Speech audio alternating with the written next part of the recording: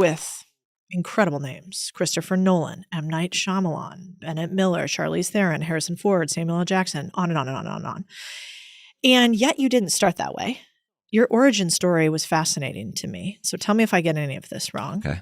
After flunking out of Boston University, Jeremy was at rock bottom. In his own words, I'm 19 years old.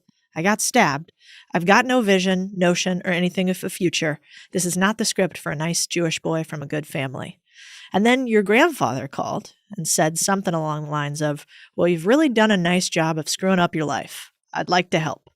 And that led you into a mailroom in William Morris in 1979.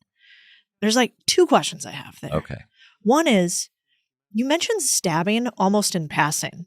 Yeah. What happened? No, I know stabbing is not the normal part of a lot of these stories, but I'd gone to Boston University. I was never a very good student. I got into Boston University and I was attending Boston University. I'm not sure I flunked out. It may have been a mutual decision, but I started working in parking lots to, make some additional money and and I loved working in parking lots. And I went to one location where I was, I had several locations I was managing at that point. And one of them was at a restaurant called Joseph's Aquarium down at the waterfront.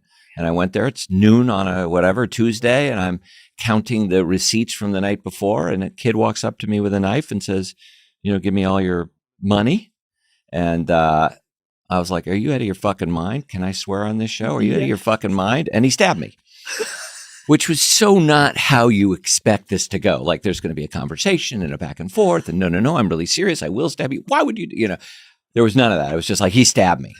And then he ran away. And, shocking. And I stood there for a minute and I went, it started to hurt. And I walked into the vestibule and there was the cashier there. And I said, I think I've been stabbed. And I pulled my shirt up and there was this tiny little mark in my chest. And suddenly blood just went, and she freaked out and called an ambulance. And that's what happened. That is wild. And so then you go to the mailroom, Yes. which now it seems like a little bit of a Hollywood legend. Like, so many serious people have come out of Hollywood mailrooms. Yeah. But I imagine going from Boston University to a mailroom is not like what your mama wanted originally. No, the mailroom was it was a well-trod path for the entertainment industry at that point. David Geffen had famously been in that mailroom. And so that was at least a direction. So I think everyone was thrilled that I was doing something other than working in a gas station or a parking lot. And I really had that's so funny. My kids all have these plans and they study and they go to school and they have tutors and they do the stuff they do. And, I had none of that. No plan, no idea, no concept, like this vague notion of, maybe I'll be a lawyer because I'm good at arguing. But, so the fact that I even had a place to go every day, I think was a big win. Do you think, and now you've worked with, thousands of the most talented people in the world, you could say, in Hollywood. Do you think every young person has to go through something really hard, like starting at the bottom of the mailroom, working in parking lots? Is this just part of what it takes to win in life? Well, I think that, apprenticeship is really, really important. In the age, there's in the world only so many agents. Maybe in the world there are 30 really great talent agents, right? In the galaxy, as far as we know. So it's not like you go to say, I really want to hire a great, I want to hire a great CFO. Well, there's, 120,000 companies or whatever. There's a lot of CFOs. There's very few agents. So there's no place to go and learn how to be one other than in an agency. So that training program is really, our training program at UTA is really, really well regarded. And it becomes a great launching pad for a lot of careers, both in the agency and throughout the industry. And I read somewhere that you said you got your first big opportunity by fixing a chair. So I was in the mailroom and I was interviewing to become an assistant on a desk. And the guy I was interviewing, his chair was like wobbling all over the place. And I could tell that that there's these little things that hold ball bearings inside of a chair that allows it to swivel and boring. But I knew that was not in properly. So at lunchtime, I went and I got his chair. I went into another place. I took somebody else's chair apart, took the ball bearings out, put it in his chair, and left a nice note saying, hey, by the way, I fixed your chair at lunchtime. And I got the job being his assistant. It's sort of fascinating. I mean, it's tough out there right now, I think, in a lot of ways for young people. I mean, you look at the unemployment numbers, they're not great for the youth today. No. And, then you have housing prices are pretty high. Simultaneously, I think in some ways it's the best time ever to be a doer. But I don't ignore the fact that it's also hard to be, having student loans that are really expensive, Right. housing really expensive, all of those things. But, what's interesting about you is you've seen all of these young people come through an entire industry and then grow over time. And I was curious, like, can you tell right away when you meet somebody if somebody's going to make it or not? Like if they have what it takes? And if you can, what do they got? So funny because, if you'd asked me that question 10 years ago, maybe 5 years ago, oh, absolutely. My instincts are infallible. And the truth is they're not. I used to think they all had the same kind of vibe and attitude and just the right amount of, bullshit swagger along with, fake humility.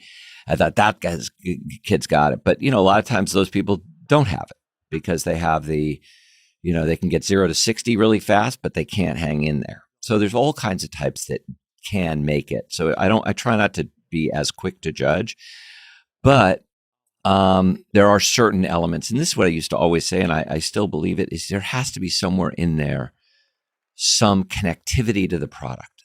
Like, why do you want to be, I want to be a movie agent. Why? I think you can get girls and, I want to drive a Porsche. No. Somewhere in there, a movie has to have been some sort of transcendent experience for you. You have to understand and have some passion for the product. And I think that's the case in most industries of this kind, and then, some appreciation for what an artist does. It's waking up and say, I want to be an actor or a director or a musician or a fine artist or a poet or an author is an act of insanity. The odds of being successful are extremely small. So you have to me, respecting that journey is really, really important.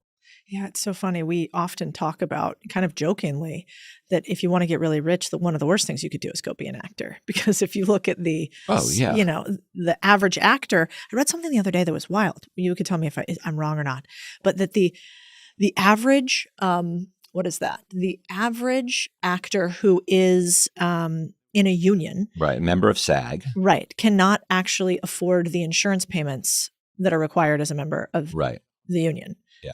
And that's fascinating because it does mean it's insanity. You do it because you cannot sleep for the one of it, not because you want to make money on it. Like that won't be enough to drive you. Now, to really get there, it has to be the only thing you could imagine doing.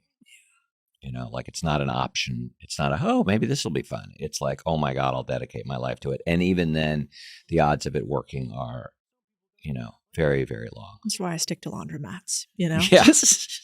Well, tried and true. You got that, and then this is your side hustle. 100%. If I actually had to make money on a podcast, it would cost. I'm the type of human where I don't want to sleep on the couch. Right. I'm unhinged, and that I want to build $1 billion business, but I want to do it a couple of them. Yeah, that's exactly right. I knew I liked you. Okay, but I was curious, like when it comes to figuring out creative talent. Yes. Like I think in this world today, everybody's worried about coding and Claude and AI, and I am too in a lot of ways.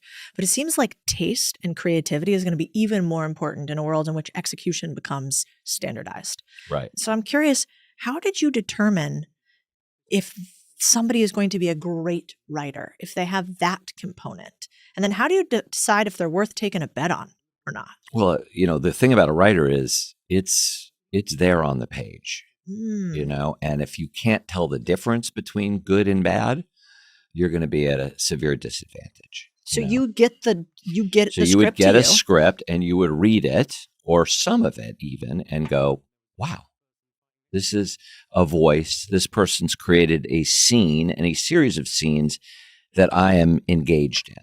And that happened to me many, many times with many, many different screenplays, from Going West in America. Well, that was a movie people don't remember, but to the Fugitive, to In the Line of Fire, to Dead Poets Society, to Fisher King.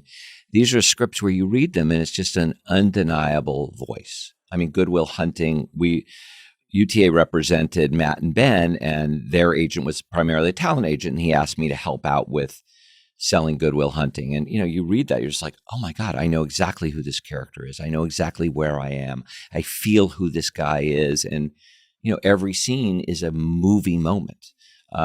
Sixth Sense, you read the first 10 pages and you're just like, wow, where am I?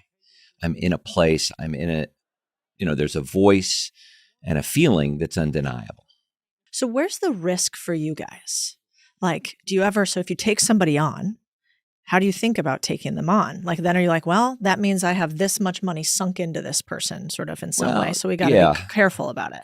A lot of it is, first of all, you have layers of agents. So you have young agents who are out there looking for new opportunities, looking for clients, covering the marketplace. And you're paying them not that much money. And you're hoping that they're going to find the next rung. So when I was a young agent, I had my time, and I had the time that I needed to dedicate towards finding my own list and building clients, as well as helping the more established agents with their existing clients. And that's kind of how and some agents become really good at helping other agents with their clients, and some agents become really good at finding and hunting for their new clients, building their own roster. I was more in that category initially, for sure. Interesting. Now, you are fascinating because you weren't just an agent, which maybe people could understand that even. I don't think agents in Hollywood like this comparison, but is it in some ways not that dissimilar to a real estate agent in that you eat what you kill? You have to determine assets, aka humans, that you really want to take a bet on. You're not getting paid a big salary, and you only really have a lot of upside if your people or assets perform or win. It's the modern agency, the modern bigger agencies, it's not really that way, because what you do is you build teams around your clients so that there's several people working for a client, and you rely on your other agents to be out in the marketplace helping to find opportunities. And so many clients today are, multi-hyphenates. They want to do a lot of things. So you can't do it all yourself. So you rely on teammates to help you in this area or that area. If they want to build a production company, help you with a production company. If they want to write a book, help you place your book. If they want to do live stuff, you got to have, so you end up building these teams around your clients that help service the clients across all of their ambitions. And that's why the agencies have gotten so big and so diversified.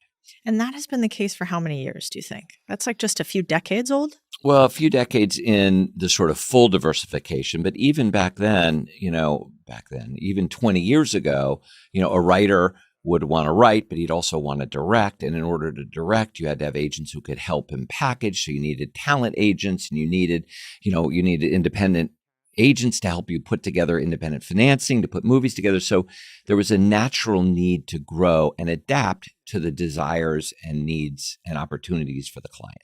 Yeah, it's interesting. I know when I signed with UTA, I had my agent with you guys, who's Max. Shout out Max. But then I got on a phone call and I was like, who are all these people? Right. And it was exactly that. So they're saying, oh, here, what about book? And do you want to do TV? And da-da-da-da-da. Exactly. And then you have your little board almost. Yeah. I mean, if you do it right, you have your primary guy who's in it with you every day, and then that he builds that team and makes sure we're orchestrating the team, but that the team has to feel connected to you and understand, like, how do you see yourself? What's important to you? Yeah. I like it because you guys are tough and you have to do all the negotiation. And I just get to smile and show up. Right. I have a feeling behind the scenes you might be a little tough, but I don't know. David, don't comment on that. Keep that to yourself. I'm not sure about that. Okay. This is a perfect segue because I've just been reading so much about you. And my dad has this line he always says, which is, you're not really in the game of business unless you've been lied to, stolen from, cheated. And the second that you've had those couple of things happen, maybe you're actually in the game. Right. And until then, you don't really know what the game even is. And so I thought about you and I was wondering, have you found that to be true in business? Like, does everybody have these moments where you're going to get stolen from, you're going to get lied to, you're going to get cheated? And is that just part of the game? And if so, how do you get through that? I mean, I wouldn't say it exactly. That may be true, and that's one good way of expressing it. I always say that, until you've really been connected to the pain, you're not really in it the same way. And that pain can be the pain of your artist losing an incredible opportunity, and that pain can be losing an artist who is an incredible opportunity for you. But until you've really felt like, oh, wow, I don't know if I can get out of bed tomorrow morning. This feels so bad. and then you do. And then you get out of bed and then you go to work and then someone a week later may say, what were you upset about last Tuesday? And you'll be like, I can't fucking remember last Tuesday. And it turns out, and that's when you start to understand that those things that are so painful for you today, the things you're so upset about today, you may not even remember next week. Have you ever had a moment in business where you thought, I'm not going to make it. This is going to fail. It'll be my fault. Everybody will know? Yeah, lots of times. What'd you do? Lots of What do you times where I remember? lost clients and I was humiliated. Lots of times where, things were happening at the company where we were losing a big client or big agents were going to leave. And I was like, oh my God, this could be it. I could feel the very foundation of the company starting to crack beneath me. And, you definitely feel that. And you feel it in your stomach, especially, as a founder, you feel it in your stomach, you feel it in your guts.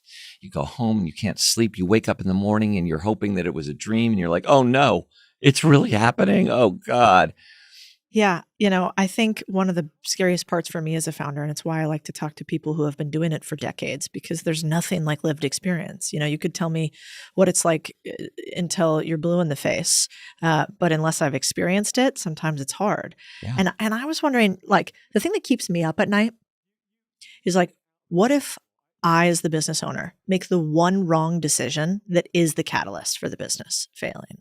Like, that's on me. And what if I do it? And I was wondering, like, was there a move ever that you're like, that was my moment? I did make a mistake. It almost killed us. But like, here's what I learned from that.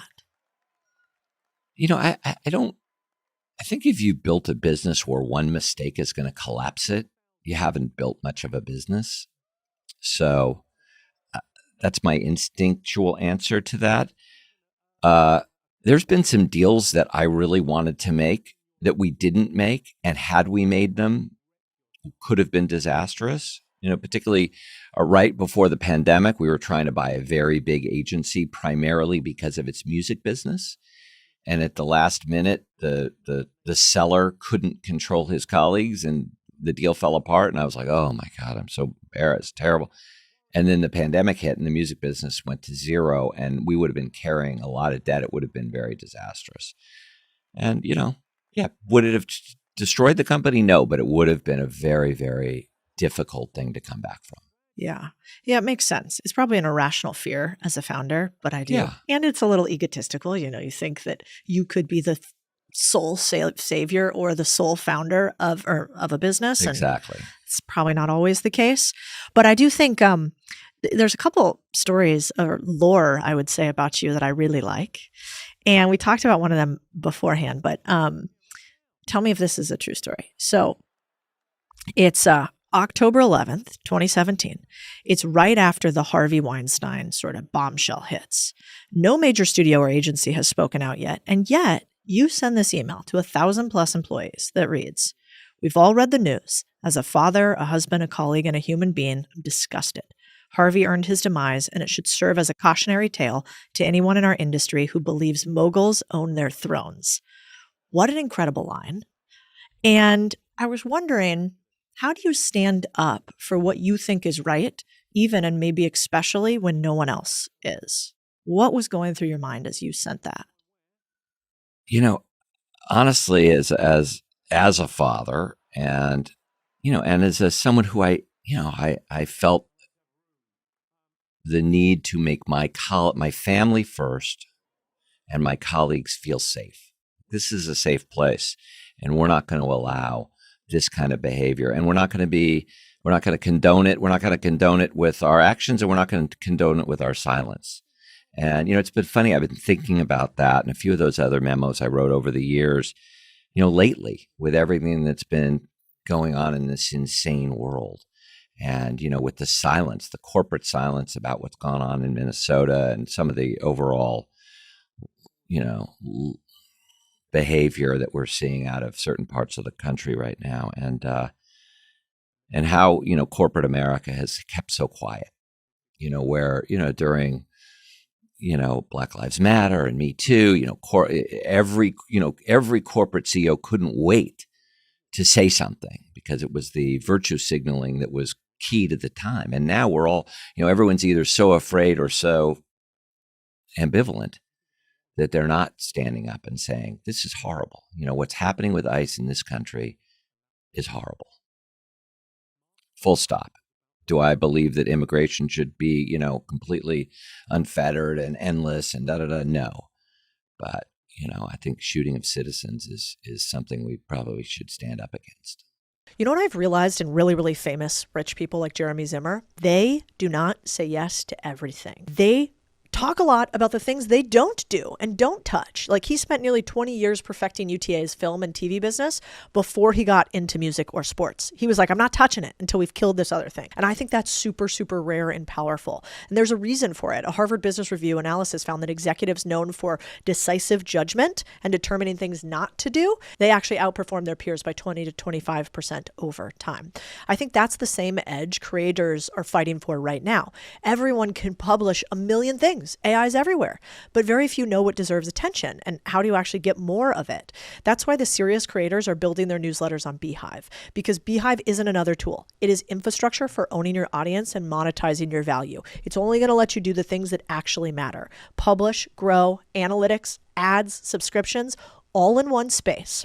No clutter, no compromises. So if you're building something that you actually want to last and make real money from, build it where the attention comes to you and they tell you what to focus on. Beehive is the newsletter system, I think, of the future. That's why I invested in it. I'm so obsessed with this company that we asked them to be a sponsor. So you can go to beehive.com/Codie. So that's BEEHIIV.com/Codie. And then they gave me kind of a ridiculous code, which is Codie30 for 30% off of your first 3 months. Also, you guys, if you sign up now, this is not an expensive product. Like the way that they price this is incredible. So go sign up now, beehive.com/Codie. I don't know if this will last forever, but we got a deal, so you get a deal. I love the point that you said about not virtue signaling. Yeah. Because now I think consumers can smell it. And they're like, don't tell me what to say. And don't post things just because you think I'm going to like you for it one way or the other. And even I think we have some more respect for companies, even if we don't always agree with them. I'm like, at least I know that's honest. Right. And so you made one, I don't know if you want to talk about it, but I remember reading a story about you back in the day. And it was, I believe you were at ICM. And you when I asked people about you, they're like, you know what? The thing is about him, he always has said the quiet part out loud. And, you kind of felt like, I think, that agents were taking advantage of talent at ICM. And you said the industry was raping and pillaging talent. And it kind of... No, that's not really... Well, yes, but not talent. They were raping and pillaging each other to steal each other's talent.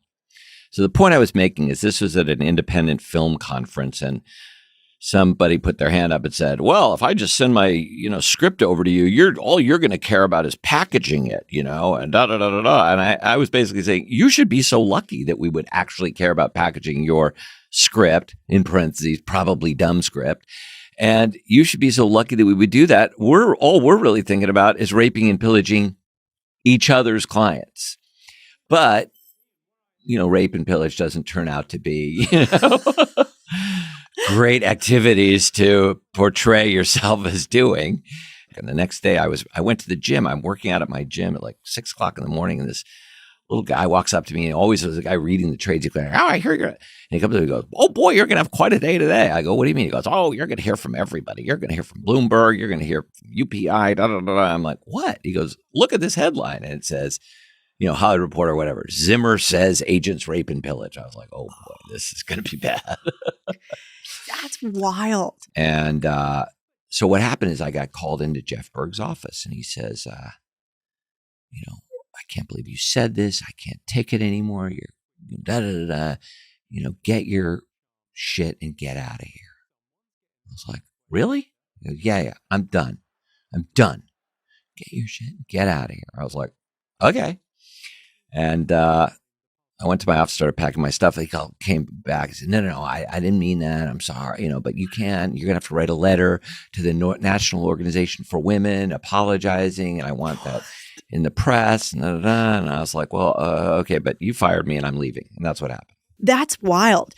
So is that normal? Is that how agents, this is a silly question, but we've all only watched agents Yes. on TV. Yes. Are you guys as intense as everybody else makes you out to be? Is everybody like yelling at each other all the time and like entourage? Meh. No, but it is intense. It's a very intense job, and you're dealing with, really, you're representing people every day who, the best way of putting it, has a dream.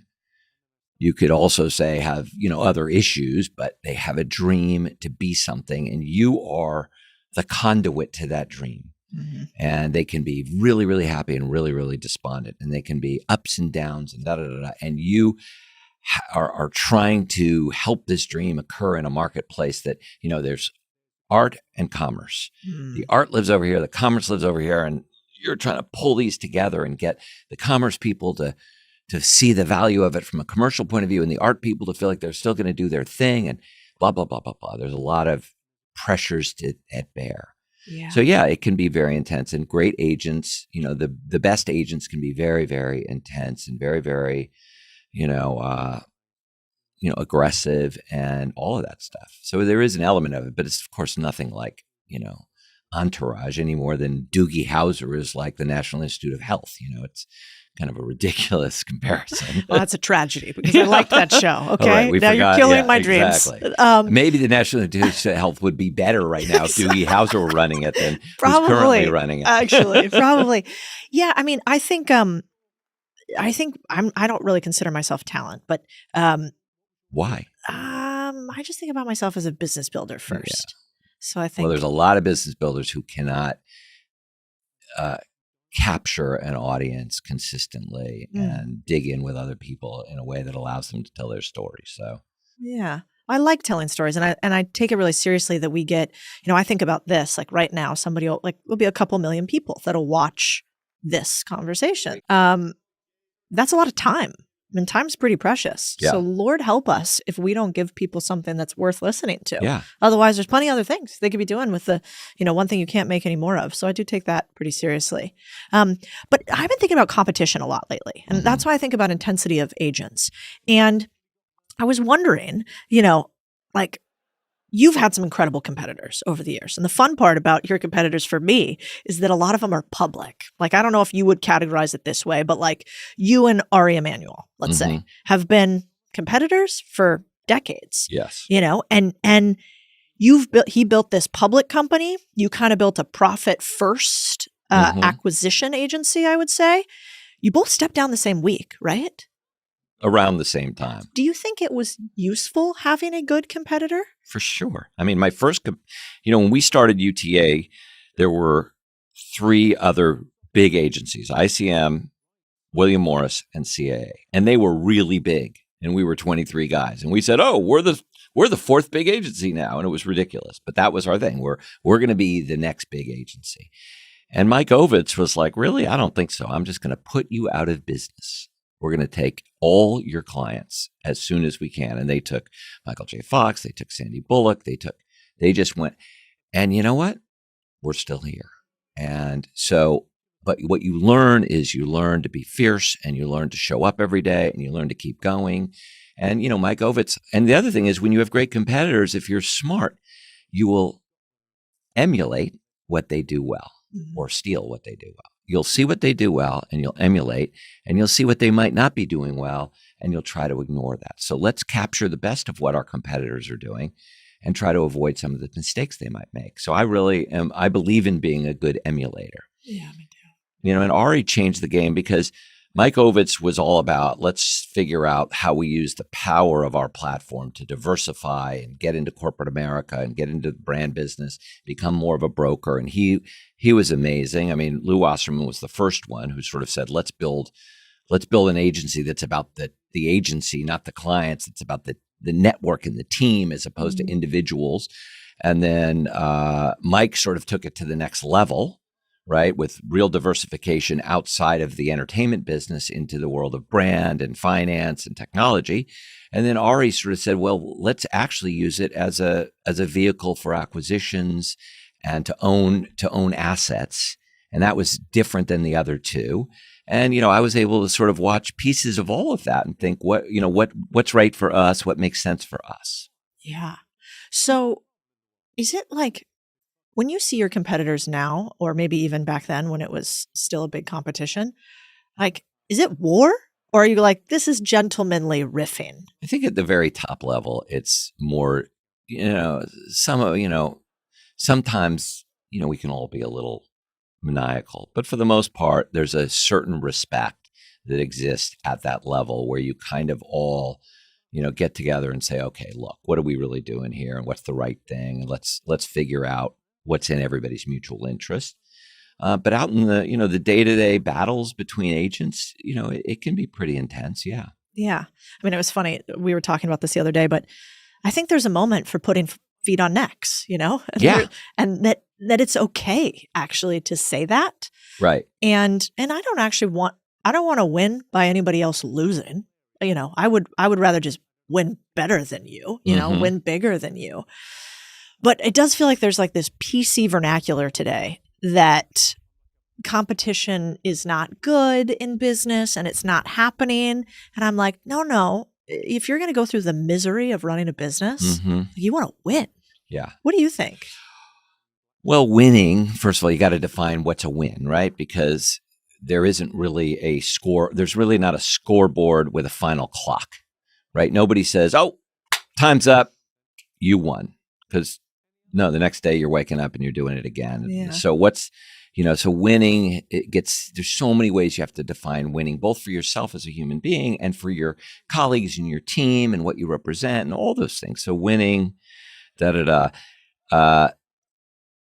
a lot of winning is the experience of going to work every day. What is the experience? What's the lifestyle like that you've provided for yourself and for your colleagues? Is that a win? Is it a win that your people love showing up to work and they trust you and they believe in the fact that the company is going to stand behind you and that you may lose your biggest client, but people are going to still be there to nurture you back and help you find other opportunities.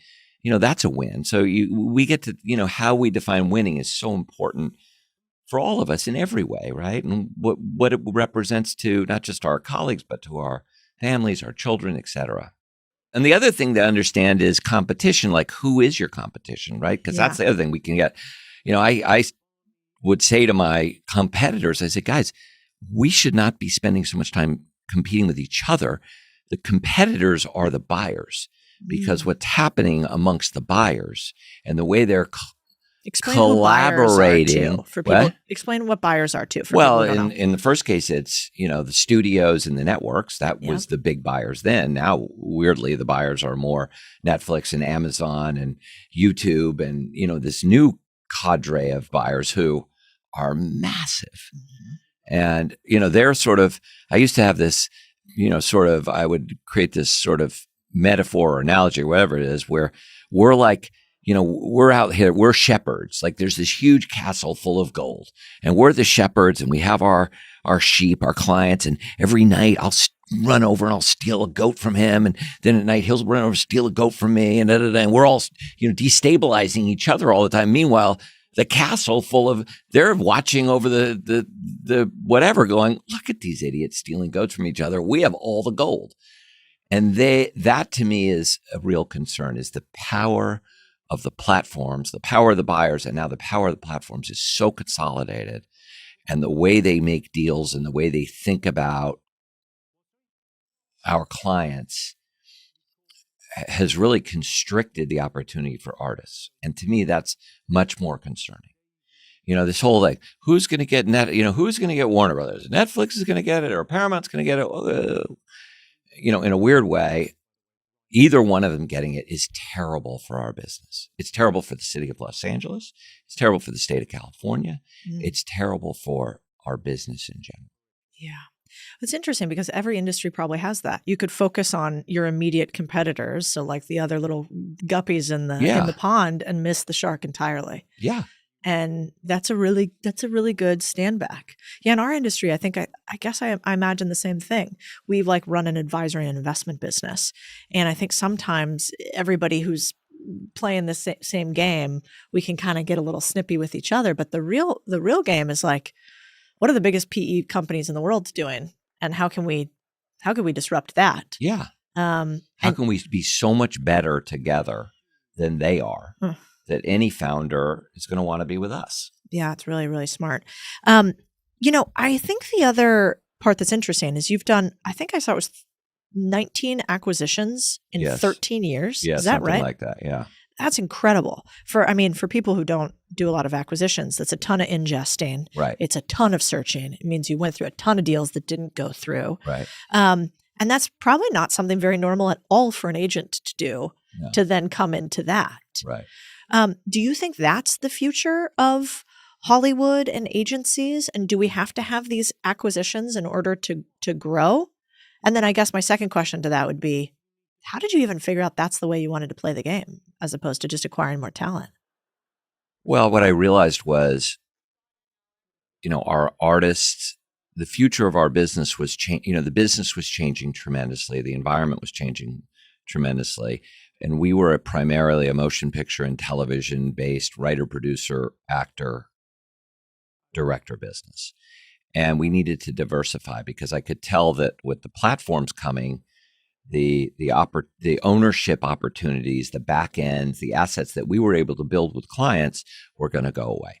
So I knew we had to diversify, and that meant music and sports and broadcast and publishing and all those different areas. And I knew that trying to build it all from scratch would take forever and be really hard to do. And the size of company we were and needed to be, we needed to diversify faster because growing from 0 to 2 is really hard, And so I realized we need to do that through acquisition. And so I spent a lot of time just wandering around in New York, meeting with different private equity people, meeting different investment bankers, because I didn't have the language of diversification. I didn't have the language of building a business. I was college dropout and agent, but I learned the language and I started to understand the concepts. But what I did know instinctively was, if we want to really thrive, we have to grow. And that where it had been a great business being driven by television packaging and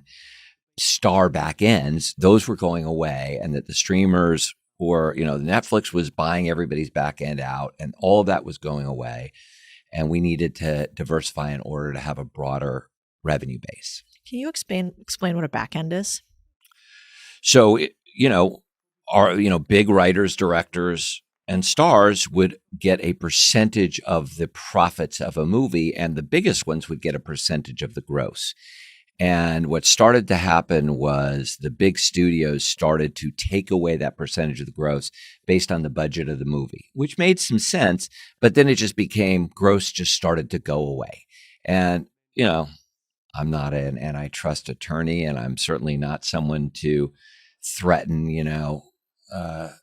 collaboration or collusion, but it sure felt a lot like it. It all happened very quickly, all around the same time, and suddenly there was no first dollar gross to be had, and back ends became much harder to achieve. They started doing these imputed fees and all kinds of stuff. So even what was called cash break even, cash break zero, which was a pretty good definition, not first dollar gross, but pretty good definition, suddenly was cash break zero with a 9% imputed fee. So it's like cash break zero plus 9%, meaning we have to make 9% on our investment before you get anything further. And then Netflix came in and said, we're going to buy out everybody's back end. So here's the good news. You don't have to worry about a back end. And there was enough suspicion about the legitimacy of studio accounting that artists at first like, oh, that's great. I get my back end up front. But unfortunately, the real wealth in our business was generated by people's ownership positions in the stuff they created. It's so fascinating. As like a normal person watching movies or art of any type, you don't think about the business of it. Right. And then, then you kind of get these little moments where it's like Taylor Swift didn't own her music. Wait, what happened there? Right. Like, what do you mean that they had no, rights to it? And Right. It really is, it's a type of asset. Yeah. And it's, it's fascinating because we do a lot of acquisitions, not of this type at all. But I was meeting with a friend of mine, and he runs a royalty pool for books, like lots of different types of books. And then he explained to me what the multiple was on this royalty pool that he has. And I always thought that SaaS was one of the best companies you could have because, well, the Not anymore. question today. Yeah. Yeah. But because of the multiple expansion you can have and how you could resell them. And he was like, you think that SaaS is cute? Look at royalties and IP. Yeah. Because it's actually an incredibly profitable business. It's a great business. But then it kind of you got the rug yanked a little bit. And agencies used to have, people would say, oh, your assets go up and down in the elevator. I say, well, not really, because a lot of our assets are pieces of these shows that we help to originate and back ends that our clients have earned through success, and we own a piece of those assets. Those are real assets. Yeah, it's fascinating.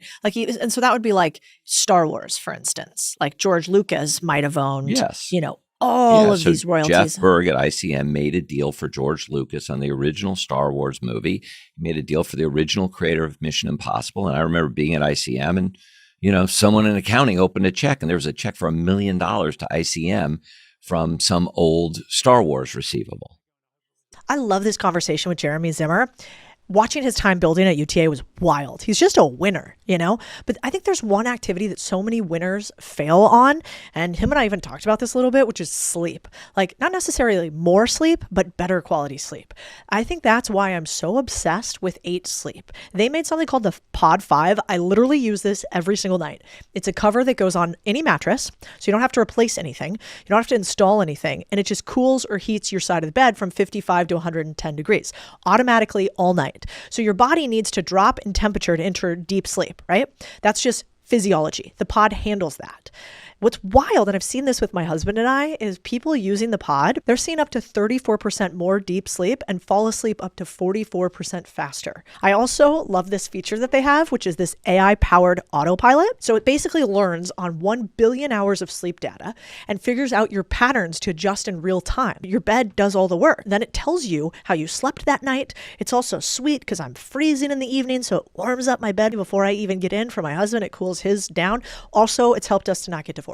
Because, men sleep at way too cold of temperatures and I will die on that hill. So if you want to optimize your waking life, I think you got to optimize your sleeping life. Use my code DEAL at 8sleep.com/BigDeal for up to $350 off the pod.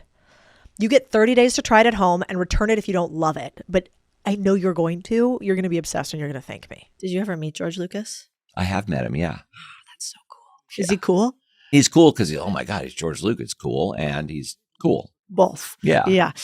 No, there's not very many people that would make me lose it. But I think this idea of, being able to world build, and then he's so eccentric. I loved how he created the technology because he was so obstinate, seemingly. I mean, I don't know how much the stories are true. I've just read the books. Well, I'm dying to see his new, he's built this new museum downtown that looks absolutely spectacular.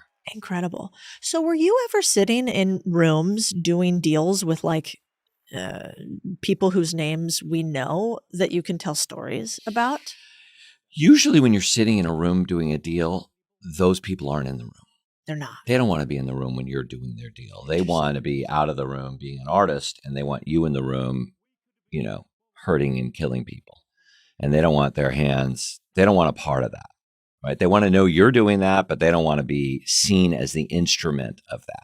Yeah. And it's important. The role of an agent is very important because once everybody hits each other, beats each other up, and the deal's done, now you have to collaborate as artists and executive.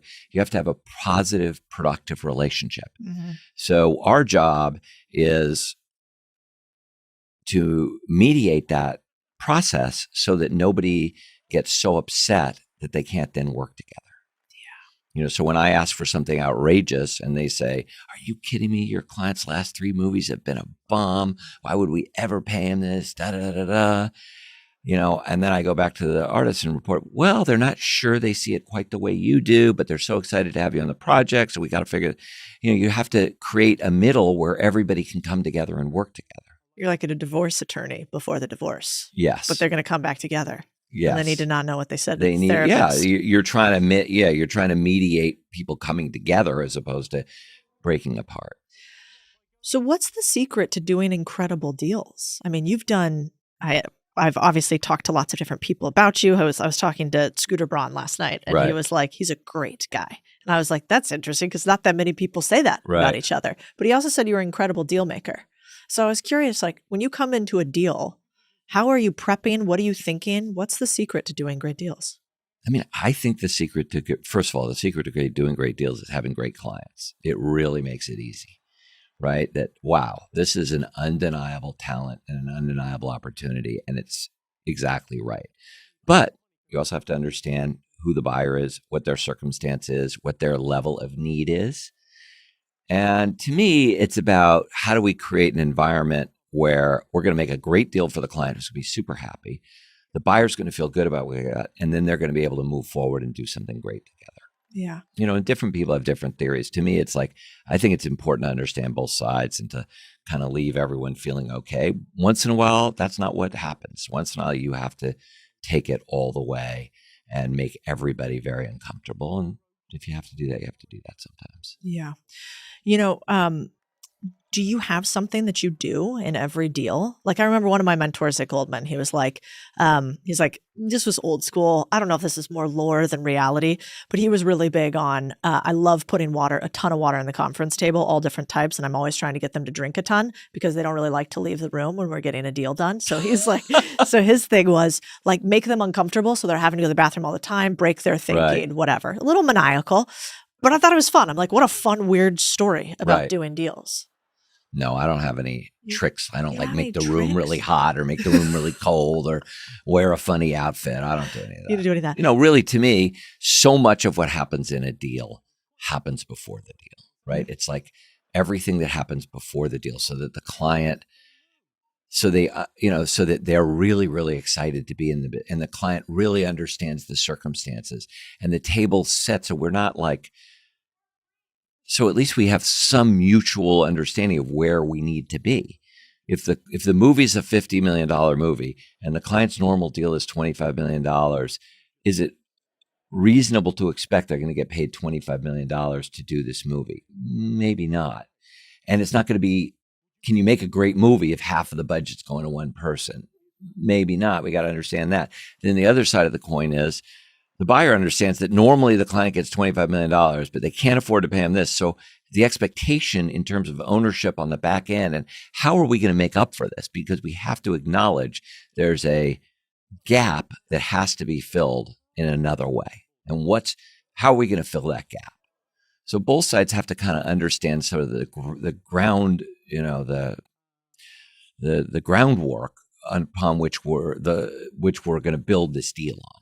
Yeah. So it's almost like a pound of pre-production is worth 10 of post-production. Yeah. And if you set everything up in the beginning the right way, I like to say deals are kind of done before you actually get in the room. And that doesn't mean that everybody has to do a little screaming and shouting, because everybody does. The lawyer ends up going, I don't care what they said in the production side. We never do this and we're never going to do this. And And the other side is the client says, I know, but we got to kill it. Okay.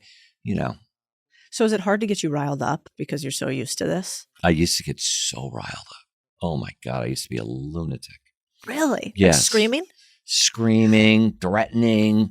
I'm going to come over there. You better tell the guard at the gate to not let me in, because if I get it, craziness. I aspire to have a little bit of that. I'm way too calm. It's pretty hard to get me riled up, but I aspire to yell at some point. No, I used to really get too riled up. And I used to be, I'd be tough on my colleagues, and I'd be tough on the buyers, and I was just so, I was sarcastic and nasty, and people call and say, oh, we have this project and da da da da. I say, that's the worst project I've ever heard. Like, I would never let any of my clients do that. Wow, what changed? Now you seem so nice. It felt lousy to be that way all the time. Yeah. That makes sense.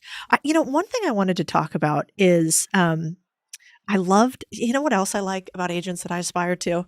Maybe people listening will be the same. I feel like, it's a normal situation where, like, in life, especially for women, somebody might say something to you. It's not very nice. And you wish you had an Ari from Entourage level response, or now I'm going to say a Jeremy response. But you don't. And you're quiet and you're thinking for hours later about what you should have said to the person and next time I'm going to get them, And so I'm kind of curious, what do you do when you're in those moments? Like, how do you have a smart response? Is there like a do you take a second and then you retort? Is there any sort of process to you for standing up to yourself? You seem very good at standing up for yourself. Yeah, sadly, I was all like, to me, the cost of being acerbic was worth it, because if you made a really funny, nasty comeback, it was worth it. But then over time, you realize, wow, that makes people. I still, believe me, my wife's like, oh yeah, sure. Like, I am just always with the, boom, and I think I'm pretty good at it. And my wife says to me, she'll say, oh, so and so said this to me, and you know what I said? Da, da, da. I said, you said that? She goes, no, I didn't say it, but I really wanted to. That's me inside. If you were there, you would have said it. So I don't know. I have a natural. Some bit Affinity. of it. So next time it comes quickly. I'm just going to text you and be like, what should I say? Give it to me really fast. Yeah. There was one that I really liked, which I can't remember who was interviewing, Ari Emanuel, I think it was. But and they basically were like, are you going to buy UTA? Right. And Ari was like, nah, we don't need them. And then someone interviews you and says, hey, this is what Ari says. Yeah. And you go, oh, no, that's because, of course, we don't fit their profile because we're profitable. Exactly. Which I loved. That was good. That was a great line. That was a good example. Yeah. And I was curious, like in those instances, what happens afterwards? Like, are you guys then having to go do a deal? No. I mean, he does his thing. I do my thing. We see both members of the same golf course. We see each other there all the time. Sometimes we say hello to each other. Sometimes we ignore each other. I don't know what the reasoning is for when we ignore and when we see. It's just the way it is. It's the way it's been for 20 plus years. God, that's incredible. I love that. And it doesn't seem to bother you at all. No, it's funny. It's funny. Yeah. Maybe is that part of the joke? It's all a game. It's not all a game. A lot of it's really serious, but the stuff around it, you can't take it too seriously. If you do, you're going to spend too much time thinking about it. Yeah, somebody was talking to me the other day about business, and they were like, what have you learned? I'm like, I don't have learned very much, except if you take it too seriously, it'll kill you. And so if you don't laugh, you won't make it. Or it just even won't kill you. It just make you feel not good. And then going back to what we talked about at the beginning is like, what was I upset about last Tuesday? Today's Tuesday. What was I upset about last Tuesday? What was I worried about last Tuesday? What was I wanting to get even for last Tuesday? I can't possibly begin to remember. Yeah. So it probably wasn't that big a deal. Well, I think that's also made you interesting because I've heard from other people, like when M. Night Shyamalan was going through some tough times, and he's, I think very many people would say he's a genius and has created incredible things. But you were one of the people who supposedly stood with him through all of that. I did. And many people don't stand by people when it doesn't immediately benefit them. Right. And so I was curious for you, what are those moments like where, you have to stand up for other people? And how do you decide, what to do in those moments? Well, that's, a big part of doing what we do is standing up for other people. But, in the case of artists, they're so vulnerable out there and don't want to be vulnerable. And, they want to feel like somebody is trying to, stand up for them. And by the way, I stood up for Knight, and we had an incredible relationship. He made some great movies while we were together. He made one or two that weren't great. He fired me. And, we got together. He actually came over to my house. I had this really nice house, and he came over to see me, and he said, da, da, da, da. And I said, you know what, man, we're good. We had an incredible run. I made a lot of money. I have a beautiful house that you were a big part of me having. And I have nothing but respect and best wishes for you. And if you can hold that, you're going to have a much nicer ride in business. Because bad stuff's going to happen. Yeah. I heard a line in business, which is that most problems are never a how problem. They're always a who problem. And so you might like lose a client or bet on a bad partner or have a bad employee. I've done all of those things. Do you think that's true? Are most of the problems a person that you choose as opposed to a decision that you make? And how do you decide who to be loyal to or who to choose? I think there are probably all kinds of problems. There are probably other kinds of problems. But yeah, the people, especially in a people business, the people that you bet on, the companies you acquire based on the people who run them are going to be a big part of the wins and the losses. And I've, I bought companies with amazing leaders, and they've grown into great businesses and great parts of our thing. I've hired great people who've built great businesses for us. And I've also made a couple of really real mistakes, where I hired someone who I looked the other way based on the story I was telling myself. My belief, one, I can help someone be different. I can manage people to be different. And this is such a great opportunity. I'm going to look the other way at some of the things that don't quite look right.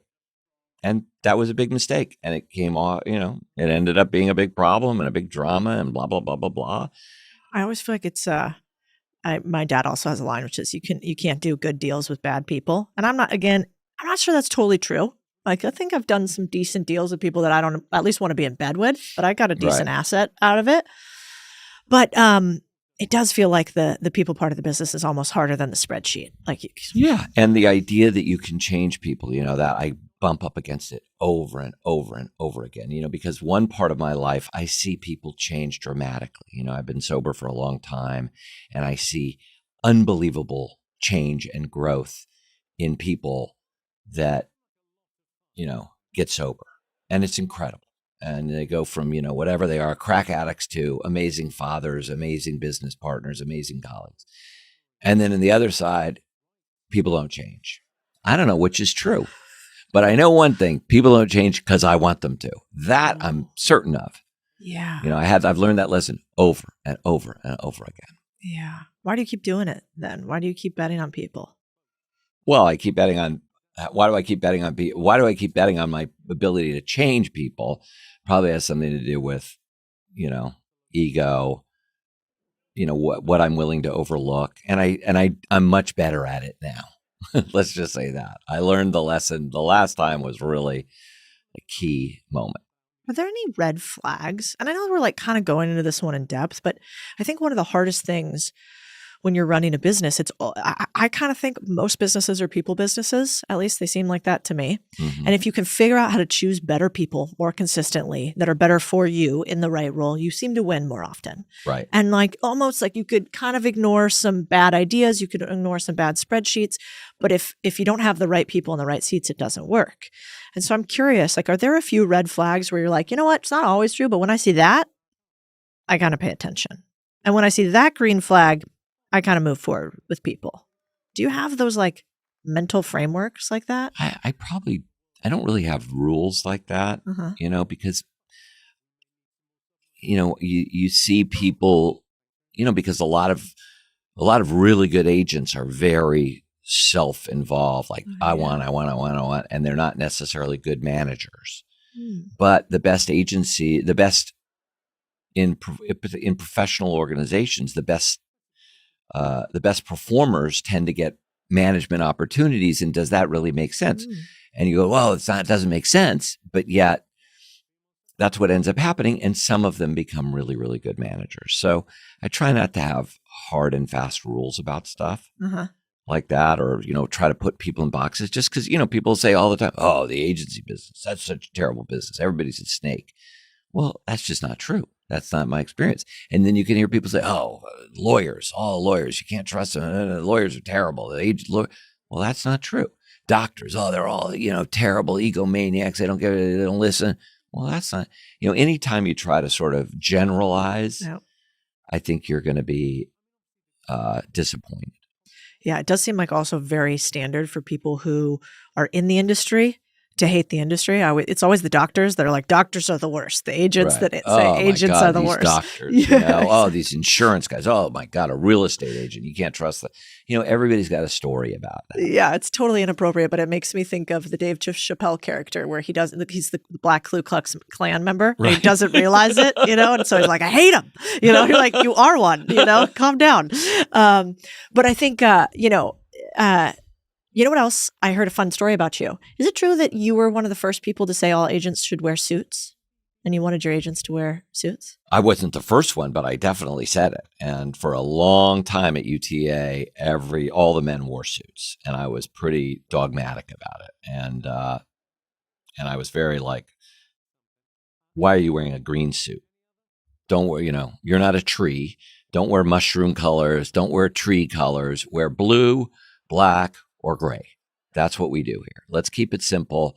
You don't have good enough taste to get fancy. Keep it simple. And do you think I wore a suit and tie every day for like 40 years. And then I think the pandemic came and I was like, I'm never wearing a suit and tie again. The rest of us? And I don't think I ever did. Yeah.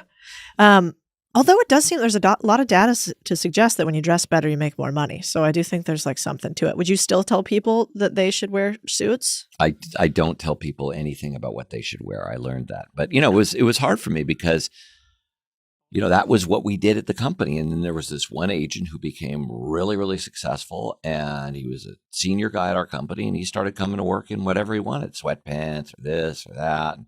And it drove me insane. And I really wanted him to change, and he didn't. And it drove me insane, and it didn't change. And you know what? At a certain point, it's like, I got to let go of it. Yeah. I did like Steve Jobs' line about divas.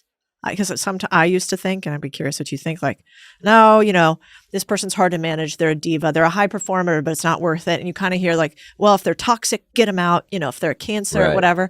And that's kind of true. But it also seems like a lot of high performers are divas. What do you think? Yeah. And then there's that line, right? And so, our company went through several difficult phases, and many of those difficult phases had to do with very successful, very toxic personalities. And every time we ultimately made the decision to get rid of those toxic personalities, we got better. Now, there was always a period of insecurity where we were concerned, like, oh my God, we're going to lose all these clients. Oh my God, this is going to be terrible. But then you would take a step back and then a bigger step forward. Because ultimately, the culture of your organization, when you do something that says, I care about the culture of the organization more than the short-term money, you reinforce your values and the people around you feel they can thrive. And that is really, really important. So, getting rid of my toxic personality included, and some of my colleagues say, what do you mean? You never got rid of your toxic personality. But understanding that, what's an appropriate limit and being mindful of other people and their experience is really, really important in an organization. If you want to build a great culture, and I think at our company, we have an incredible culture. Right. Why did you write those memos for all the years? They were so fun to go back through, but that's not exactly normal for CEOs, especially a private company you don't have to. You don't have external partners that you have to speak to. Yeah. I like that memo with Harvey. I remember it vividly. I was just sitting home and I read this stuff and I just wrote it, and it just came like that. And I didn't debate it. I didn't, I probably showed it to our corpse comm person, but then didn't listen to, if they didn't like it, I didn't care. Like, I just felt there are things you have to say. Like we represented this, oh boy, I'm embarrassed. I can't remember his name. A fantastic Iranian director who directed a movie called The Separation. And we represented him, and he was nominated for Academy Award. And this is in the first Trump presidency where he did the Muslim ban. So he was not allowed to come to the United States for the Oscars because he was banned from entering the country. And we would traditionally have an Oscar party. We canceled our Oscar party that year, and instead we had a rally for against the Muslim ban and in support of our client and the Muslim community. And I just knew it was the right thing to do. It was not a debate. It was the right thing to do. And so when you believe that something's the right thing to do, you just kind of do it. And I think that your colleagues may not all agree with you politically, and some of them certainly don't. And I may not stand for everyone, but I think I stand for a notion and a concept of what it means to represent artists and stand up for them, and what it means to be on the right side of whatever we think we want to be on the right side of, Yeah. And that was a, really countercultural movement too. Not to mention, like, I bet there are people that didn't like that. There are deals that maybe fell through. There's, repercussions to actions. There certainly are. And things got, there were other times things were much trickier. They weren't as black and white in certain regards during some of the different, social issues we've had, where it was harder to know exactly where to draw the line. But we've tried to be really thoughtful about it. And we've also tried to stand up for things that we did. I can't speak. I don't speak for the company anymore, but we did try to stand up for the things that the vast majority of us felt strongly about. What do you think's coming for the movie industry and maybe for Hollywood in general? Like, is there a prediction where you're like, I bet my bottom dollar this is going to happen in the next few years? Well, I'm a little nervous about it right now. I mean, I looked at I just saw a recent statistic or whatever it is that showed sort of advertising revenue among the different platforms. And when you look at ad revenue from YouTube or Meta or Google or Amazon, which is anywhere from, 40 billion to 295 billion, as compared to ad revenue for, Warner's or Comcast or whatever, which is like 8 billion or 9 billion or 7 billion. You just realize, wow, these are really, really small companies, and these are really, really big companies competing with them and coming to get them. And, how we figure out how to maintain our relevance and importance, I think is going to be really challenging. And I think AI is going to be very problematic, and also can be a very powerful tool for the next generation of artists. Yeah. And how we figure out what soapbox to stand on. I think the talk about it more, union unrest, I think is really, really damaging and really, really misplaced right now. And I'm really hopeful that we don't have another couple of strikes, because that would just be devastating. Yeah. I mean, I know this is not at all, not knowing anything about the industry really, but, man, with the speed at which things are changing in AI, my husband was the former, Department of Defense's commercial AI, investor. And, so he's much smarter than I am on all of this stuff. And we invest in a bunch of AI companies, and own some SaaS companies, smaller ones, but, it's not stopping. And so sometimes I see what's happening with, let's just say, the unions or people who say, well, you shouldn't be allowed to do it. And I am a counter talent in that way. And I'm like, well, if you won't let Hollywood do it, we, aka YouTube and streamers, will eat your lunch. They're doing it. And so I think it's so sad what happens with these calcified industries, and unions seem to do this a lot. I mean, Liddy, what happened, over the last, while we were investing in diversification, the studios weren't. Yeah. They were making movies, making television, making huge profits, putting it in all the executive pockets, and they were not investing. And the fact that Netflix was built outside of our industry and destroyed it is just a sign of sort of a calcified thinking. Yeah. And I was DMing back and forth with 50 Cent, which is a stupid thing to say out loud because I'm not in your industry. So this just happened yesterday. 10 years ago, somebody said, you're going to be DM. I was DMing. No, I would lose it. I'd also be like, shut up, Cody. But the point is, I thought he did this deal that I thought was fascinating. And I'd be curious your take. And maybe I got some of it wrong. He said it's right, but I haven't seen the numbers. But that he bought this land in Louisiana. Did you see this purchase he did? No. Okay. So the TLDR was basically 50 bought land in Louisiana, is building a production studio there, a couple big centers, maybe a Sphere, and got Louisiana government to comp part of it. I think it's a $124 million build out. They're putting up 50 mil or something like that. Obviously some tax breaks too. Right. All good stuff for Shreveport. But the part I think is fascinating that I wonder if more talent is going to get into is to not just be the talent, but to be the landlord too, to own the rental equipment, to get paid before the studios do, because your first check, because it doesn't matter if the studio, if the movie succeeds or not, somebody's got to pay for production and everything on site. Tyler did that down in Atlanta. I think Taylor Sheridan does that all over Texas. I think that more and more talent is thinking, wait, if I'm driving this much production, why aren't I driving it into my own facilities and buying my own buildings as a result of it? I mean, a lot of producers around town have used their overhead deals to buy buildings, and then they use the studio's overhead money to pay for it. So it's not uncommon, but this is a scale it's much, much bigger. And is it new for talent to be doing this? I mean, talent, that's the thing about talent today. Talent today so much more entrepreneurial and multi-hyphenate, and they're thinking about the world in terms of not just what role am I going to play? But I'm going to create my own roles. I'm going to create my own productions. I'm going to create my own. I'm going to have a beverage. I'm going to have a podcast. I'm going to publish a book. I'm going to do a live event. I'm going to own a facility. I mean, this is the world today. The environment of entrepreneurship is so much broader that how many kids are sitting there thinking, I want to be a creator and I'm going to have a makeup line and I'm going to do this. I mean, that never used to happen. So the tools that we've been given through technology have allowed this whole explosion of entrepreneurship and creativity.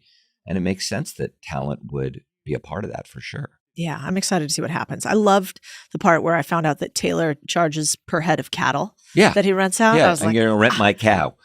There's also a great discrepancy. It's $300 for a cow and $3,000 for a horse, and I need to understand why. Probably because you have to train somebody how to ride the horse. By the way, I just said I should start representing cattle and horse and start. This is the new venture. Negotiating on their behalf.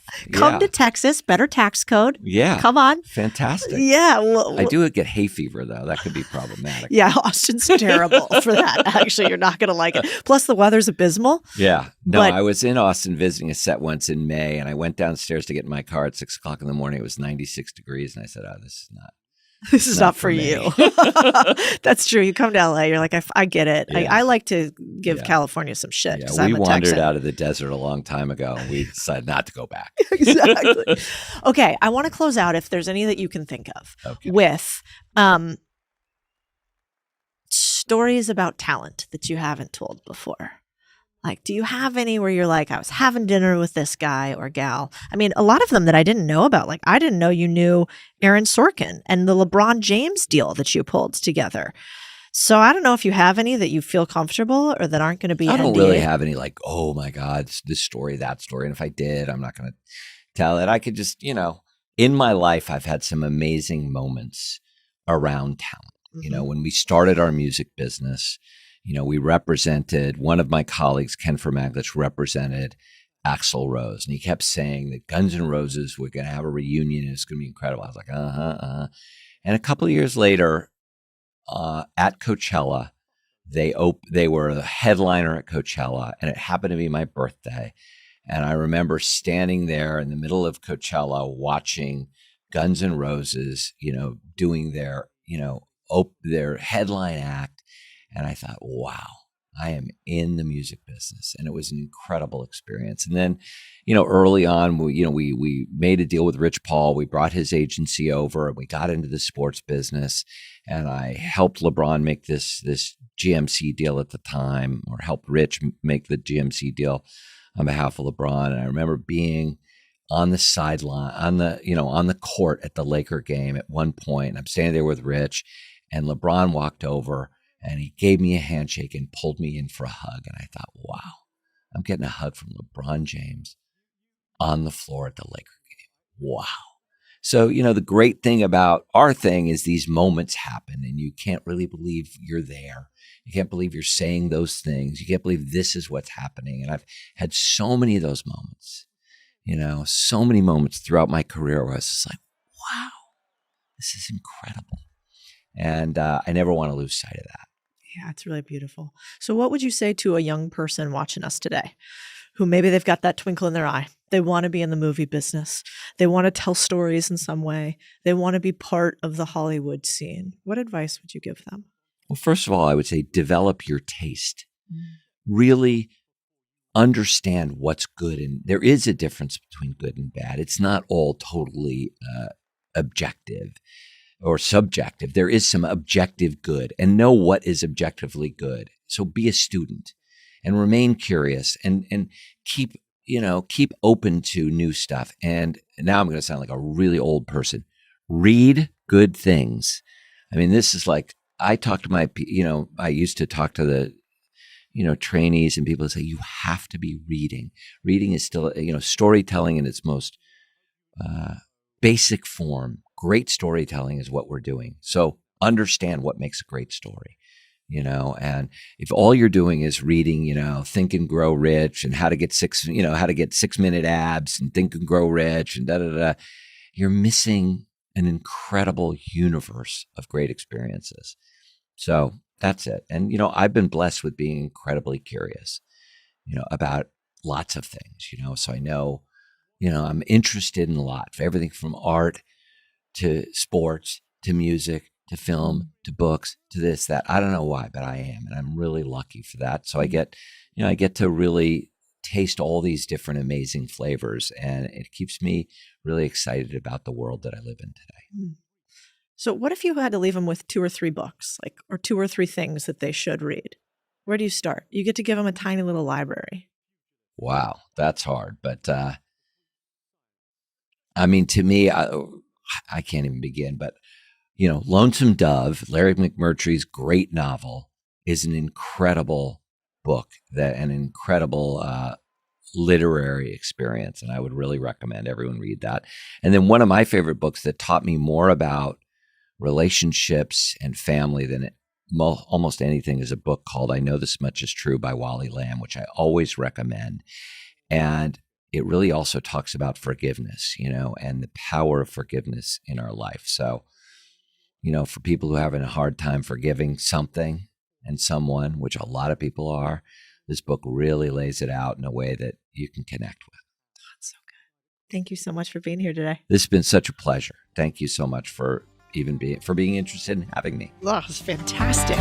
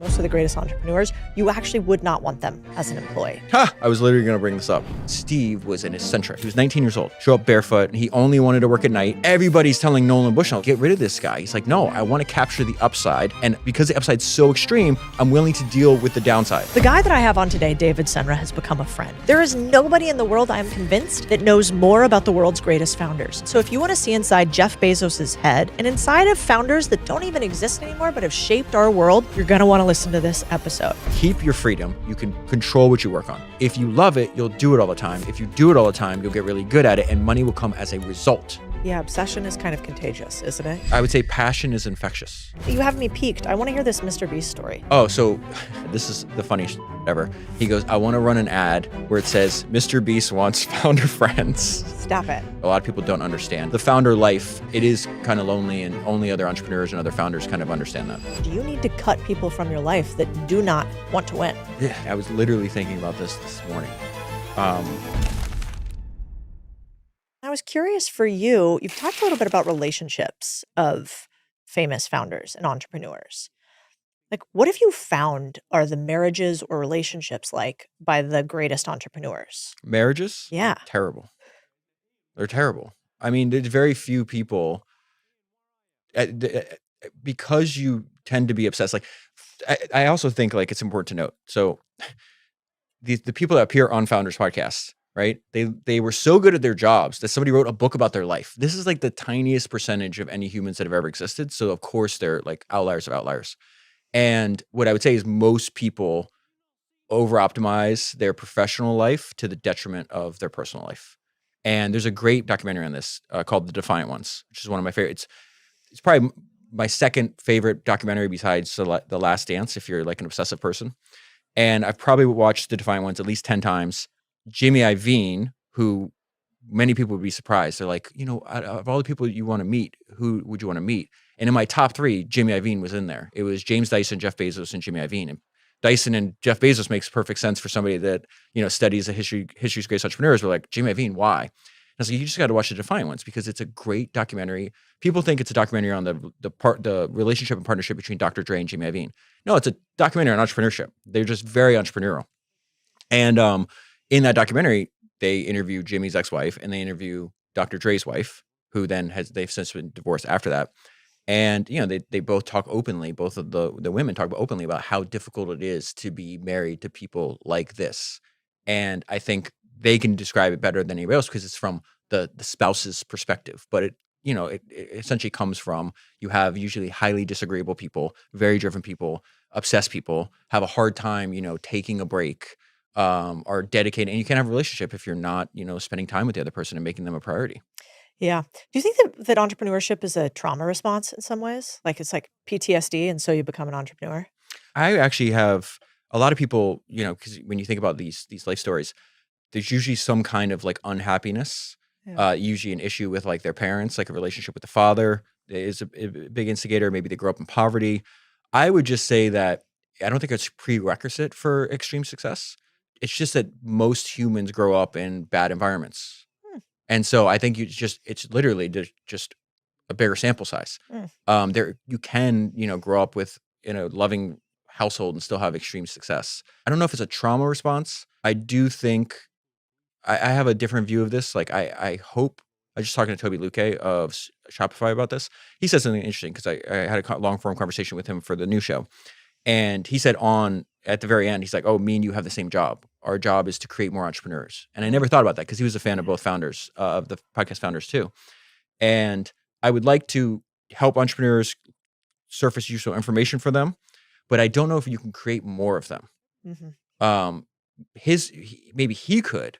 I just think that there is something almost innate in it. It's like a personality. I don't think you choose to be an entrepreneur. I think like there's this great line from Jeff Bezos where he says, we don't choose our passions choose us. Yeah. That's how I kind of think about it. So I think even if that entrepreneur type didn't even have trauma, they still would do what they're doing. Like I'm an unmanageable person. There's no way I could ever work for somebody. I'd get fired. Like I just can't not say what's on my mind. Me and you are both control freaks. It's very obvious. We talk about this before recording. Enthusiast, I like to say. Yeah, exactly. I want to, you know, pick what I work on, who I work with, how I work. These are just things that are incompatible with, you know, with being an employee. So I didn't think there was an option, you know, whether I had trauma in my childhood or not. Yeah, I kind of think, I don't know if it's a story you tell yourself when you're an entrepreneur, but I do think I at least am unemployable now. And probably it seems to me like most of the greatest entrepreneurs, you actually would not want them as an employee. They might be incredible, but you might not. But I'm curious because you have a story. I think you're the one that I heard it from.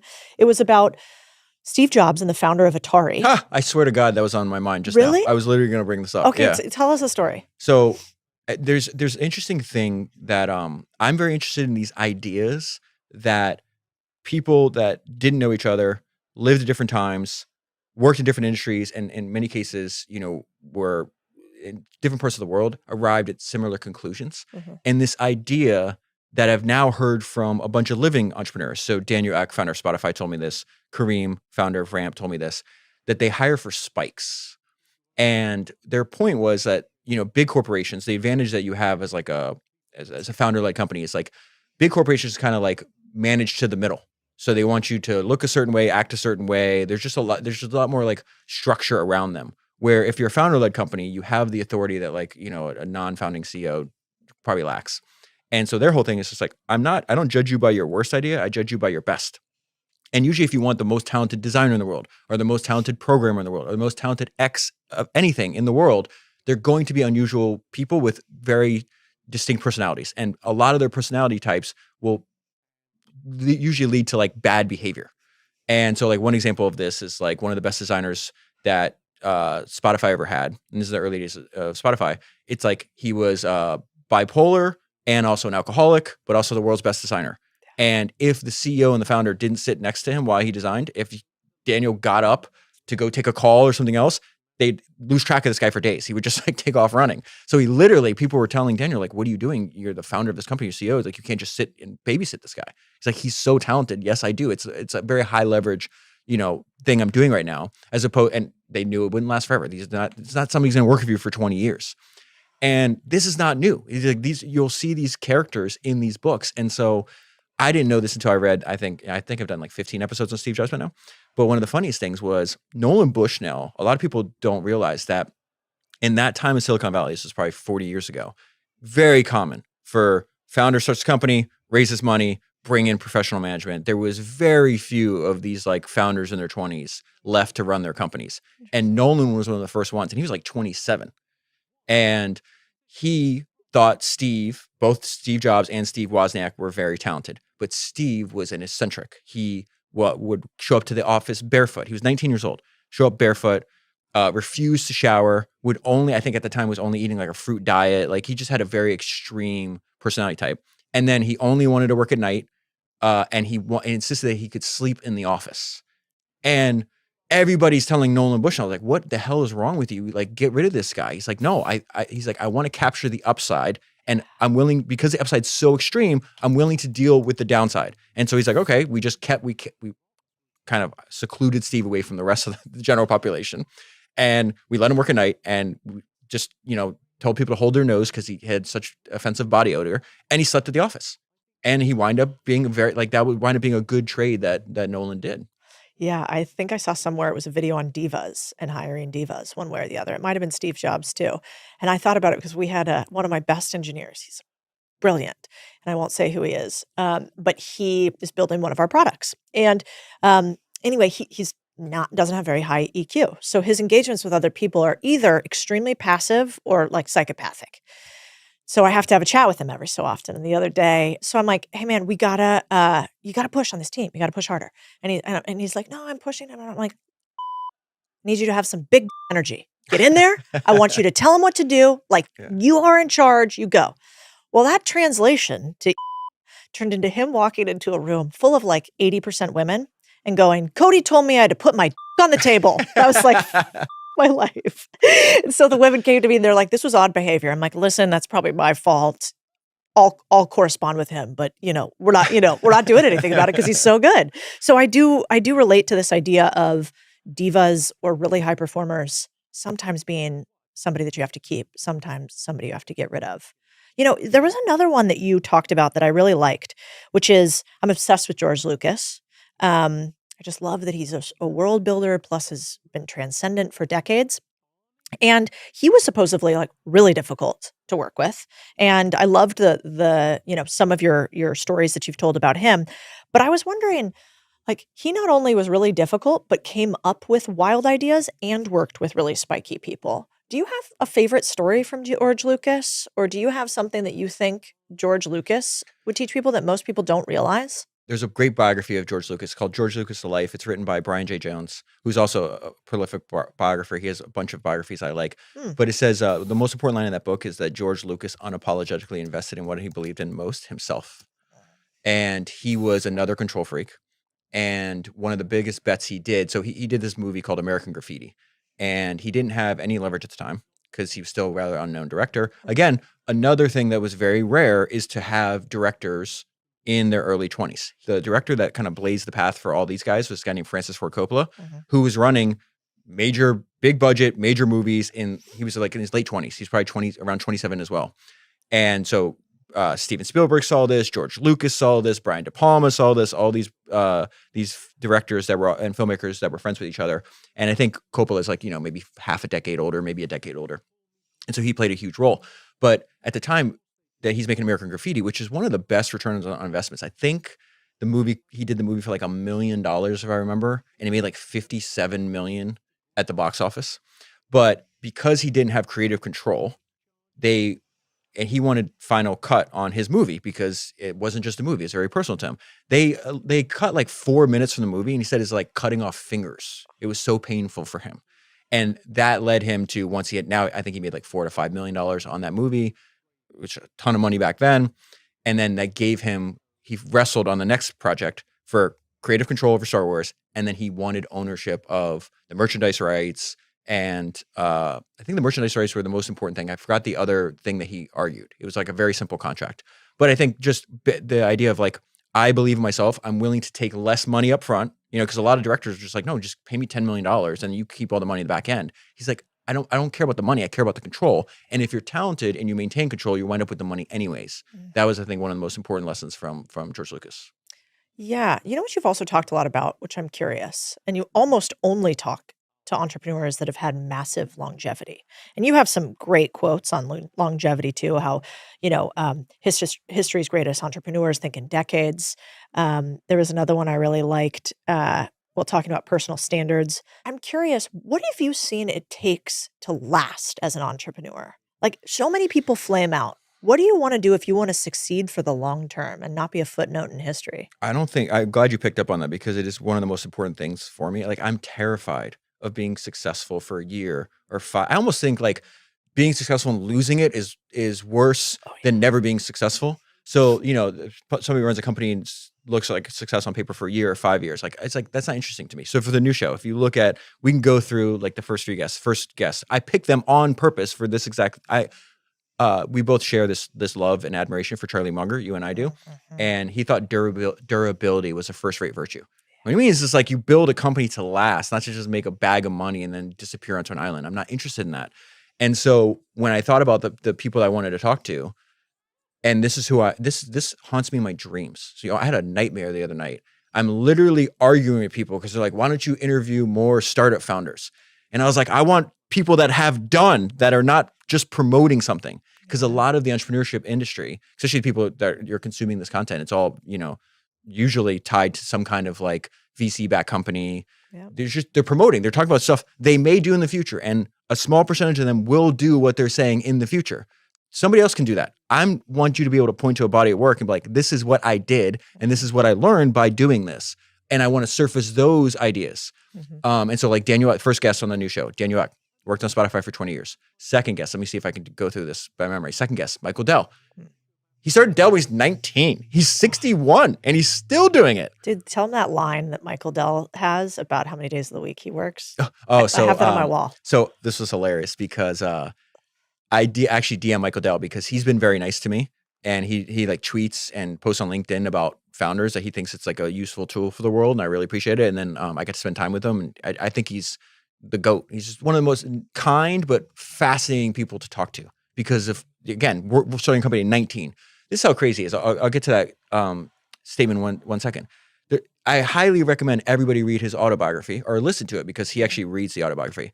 But there's a crazy line in there where I didn't even know that IBM at the time was the most valuable company in the world. It was the first company in history to hit a $100 billion market cap, which I also didn't know. And he goes, I'm in the University of Texas dorm room. I have $1,000, and he's trying to convince his parents to let him like work on his company and drop out of school. And he's like, with this $1,000, I'm going to take on the most valuable company in the world, which is IBM. It's such a wild statement. And then to go on and to succeed and to navigate all these different technological, revolutions that he successfully endured. He built a durable company. And, somebody like that has 41 years of entrepreneur experience. Like, you just sit there and talk to him. Zach Dell's a friend. And he's building this great company called And Base. he is a smart dude, which is not always the case for billionaires' kids. Yeah, well, he's going after it. Zach's That Zach's solar locked in. company or that energy company has is incredible. Yeah, but he says, he goes, the Bloomberg terminal? He's like, I have dad terminal. So he's like, I call my dad's like, I have an issue with my supply chain. Well, guess what? Michael's seen everything. He's so helpful as a thought partner on this. I think it's just like insanely valuable. But this is also why I wanted to start the new show, because I resisted for a long time. I was like, no. It's like, I can't start another podcast. It's like a loss of focus. I'm just going to focus on reading biographies of history entrepreneurs and just doing one episode a week, and that's it. But then when you put something out like that, guess what? Anybody that lived a life so remarkable that somebody wrote a book about it, in every biography, you'll realize, almost everyone, they were reading biographies when they were younger and they were trying to figure out. So this is, again, a line from Charlie Munger where it's like, learning from history is a form of leverage. Why did Munger read hundreds of biographies? Why did Buffett read hundreds of biographies? Why did Elon read hundreds of biographies? Why did Jeff Bezos, like Steve Jobs? This just over and over again. It's obviously one of the highest value things you can do. So I was like, let me just focus on that because I think it's good for the world and other people getting value of it. Some of the best entrepreneurs in the world obviously listen to it. Michael Dell was one of them. But then what was happening is, as a result of this work, I got to get to know these people, have conversations with them. And then I'm learning so much in the conversations too. Just, it's like being able to prompt a book instead of me being just reading the book. And I can, wait, what do you mean by that? Follow up, explain that a little bit more. And so it's like, oh, I should just record these conversations and then other people can benefit from them, not just me. And I also thought, because I had this like catalog, this encyclopedic knowledge of the history of entrepreneurship, I could create something truly differentiated where if Michael Dill's sitting across from me and he says something, I'm like, oh wait, that's just like Bezos said this in his shareholder letter. And like this guy named Daniel Ludwig said this and Rockefeller said this. And so it's almost like tying it all together, like this giant weave. And I knew that because, God bless him, but there was this guy, he runs a great podcast, but he had Michael Dell on his podcast one time and he goes, so when you're starting Dell, how many hours did you work a week? And Michael's so polite and so kind, and he's a great person. And you just looked at him like, and he goes, he literally, I think, paused, he goes, all of them? So good. Because like, if you started a company, what the answer to that question is. Like, it's like, oh no, I clocked out at 5 o'clock. I have $1,000. I'm going against a $100 billion company. 5 o'clock, guys, see you tomorrow. Like, come on, that the answer is. So I just thought, okay, I think I understand these people on a very, fundamental level, and that could maybe hopefully make the conversations interesting. Do you think you have to be obsessed to win? Like, if you want to be one of the greatest, do you have to be obsessed? Is there anybody I've talked to that wasn't obsessed? So we can go back through the guest list. So 20 years, Daniel Ek, obsessed. He couldn't work on anything. He just stepped down because his natural state is to work on multiple companies at one time. And we should talk about founder archetypes because we're working on this project together, which you might find interesting. And really the importance of like knowing yourself. And then you're not going to be successful unless you can build a company that's a reflection of you. Essentially like an echo or a shadow of the founder. So Daniel's had to be obsessed if Spotify wouldn't have worked. Michael Dell is still obsessed to this day. He's obsessed with puzzles. And he just looks at like constantly reinventing his company as like a giant puzzle. So he's been doing it for 40 years. Brad Jacobs has 43 years of experience as an entrepreneur. He started 8 separate billion-dollar companies. You should get him on here. He's a fascinating character. One of the most. Yeah. He's on my list. He changed my life. We should talk about inner monologues too, because I had a very negative inner monologue. And I've spent a bunch of time with Brad, and he's the one who's just like, this is stupid. Like, he used to have an inner monologue, a very negative inner monologue, very self-critical. He talks about this in his book called How to Make a Few $1 Billion, which I recommend reading. And, I knew this for a long time, but just something with the conversation with him just finally clicked where I'm like, my fuel source now is not like, fixing the wrongs that happened, like being born, not with money or whatever. It's like, no, I just love what I do and should be a more positive fuel source. And like me talking to myself this way is stupid. It's not, it served me when I was younger. It doesn't serve me anymore. So you should change. That's a direct, drastic change in my life as a direct result of Brad Jacobs' book and then talking to him. So 44 years of experience as an entrepreneur. Brad Jacobs will tell you he's obsessed still. He just loves deals. He like dances. He's just giddy like a little schoolgirl. I think he's 68 or 69 years old. He still wakes up every day, fired up. He's like, dude, there was 8 days in a week. I'd work 8. He's just like, he can't help himself. The fourth one was Todd Graves. Okay. Yeah. Obsessed. The guy is worth $20 billion and all he does is sell chicken fingers. That's insane. But he just sells chicken fingers better than anybody else in the world. And also, didn't he do a boating? He was like fishing, and that was I can tell you stories from him. So you found, not that you found him. He was obviously very, very successful, but nobody was really bound down at the altar of Todd Graves before you found this guy. Because you astutely picked up what I'm actually interested in. It's like, I like people that are obsessed and do things for a long time. I'm very simple. And I don't care what that is. It could be a tech company. It could be, you're creating hardware, software. You could sell chicken fingers. It could be real estate. They nerd out and they think about things in such a deep way where then you talk to them or you read about them. It makes you like, oh, I can take what I'm doing seriously. Go back to Charlie Munger, which me and you will talk about over and over again. I think one of the most important things I ever heard Charlie Munger say, which is like he's like, oftentimes we find that the winning system in business goes ridiculously, this is the word he used, ridiculously far, minimizing and or maximizing one or a few variables. There's an extension to that idea, which I think is almost like a way to describe that idea in simpler terms, is find a simple idea and take it seriously. Todd Graves has not changed his menu. And he started the business when he was 23. He's 53 now. He has not changed the menu in 30 years. And what did he do? He came out to the West Coast, saw the success of In-N-Out. It's like, look how we're in LA right now. I'll probably go to In-N-Out after this because I haven't eaten anything today. I've just had coffee over all day long. And he's like, well, if a simple menu, stripped down, very simple menu worked in cheeseburgers, why wouldn't it work for chicken fingers? And his original idea was like, I'm going to sell chicken fingers to drunk college students outside of LSU. Turns out a lot of people like fried chicken. I like fried chicken too. And I'm not a drunk college student. And then he just didn't interrupt the compounding. But I didn't find him. I saw a clip. He went on Theo Von. And this is the thing that once you, again, have this, I think everybody listening should just find people you admire and then just read their life story. And then in those books, they will talk about the people they admire and then go read their life story and just keep following that chain back and back and back. I think it's a very fascinating and a good use of your time. So I wouldn't have understood this clip I saw if I, maybe the first year I started Founders Podcast, but I was in like the 7th year. I'd read like 300 of these things. I have an idea of how these entrepreneurs think. And it's a 1-minute clip on TikTok or something. And he was talking about the fact that the simpler the menu is, it relates to even how fast he can turn over in the drive-thru. And I was like, oh, so this guy understands how one decision impacts everything else and that you should limit the amount of details and then make every detail perfect. That's how I would describe what Todd Graves has done. And then you don't interrupt the compounding and you're worth $20 billion selling. Go to Raising Cane's. Why does a simple menu matter, right? Because when he has one restaurant and he's saving 15 or 20 seconds in order because the menu's simple, you pull up to Raising Cane's. This is your options. You can have 3 chicken fingers, 4 chicken fingers, 6 chicken fingers. When they told him you need a chicken sandwich, he's like, okay, I'm putting chicken fingers in between 2 slices of bun. There's your goddamn chicken sandwich. That's literally what he does. It's hilarious and it works. But the point was, you just show up there. It's like, do I want 3, 4, or 6? That's a 5-second decision. When you have one store, it doesn't matter. He's got 915. I think he's adding another 100 this year. He's growing faster in year 30 than he ever has. That makes a huge difference. And for him, you can see that, you can clock that in a clip. Oh, this guy knows his business. Where the opposite of that is a lot of these like fake promoting startup founders that are just lying to get to their next round, which I'm not interested in all.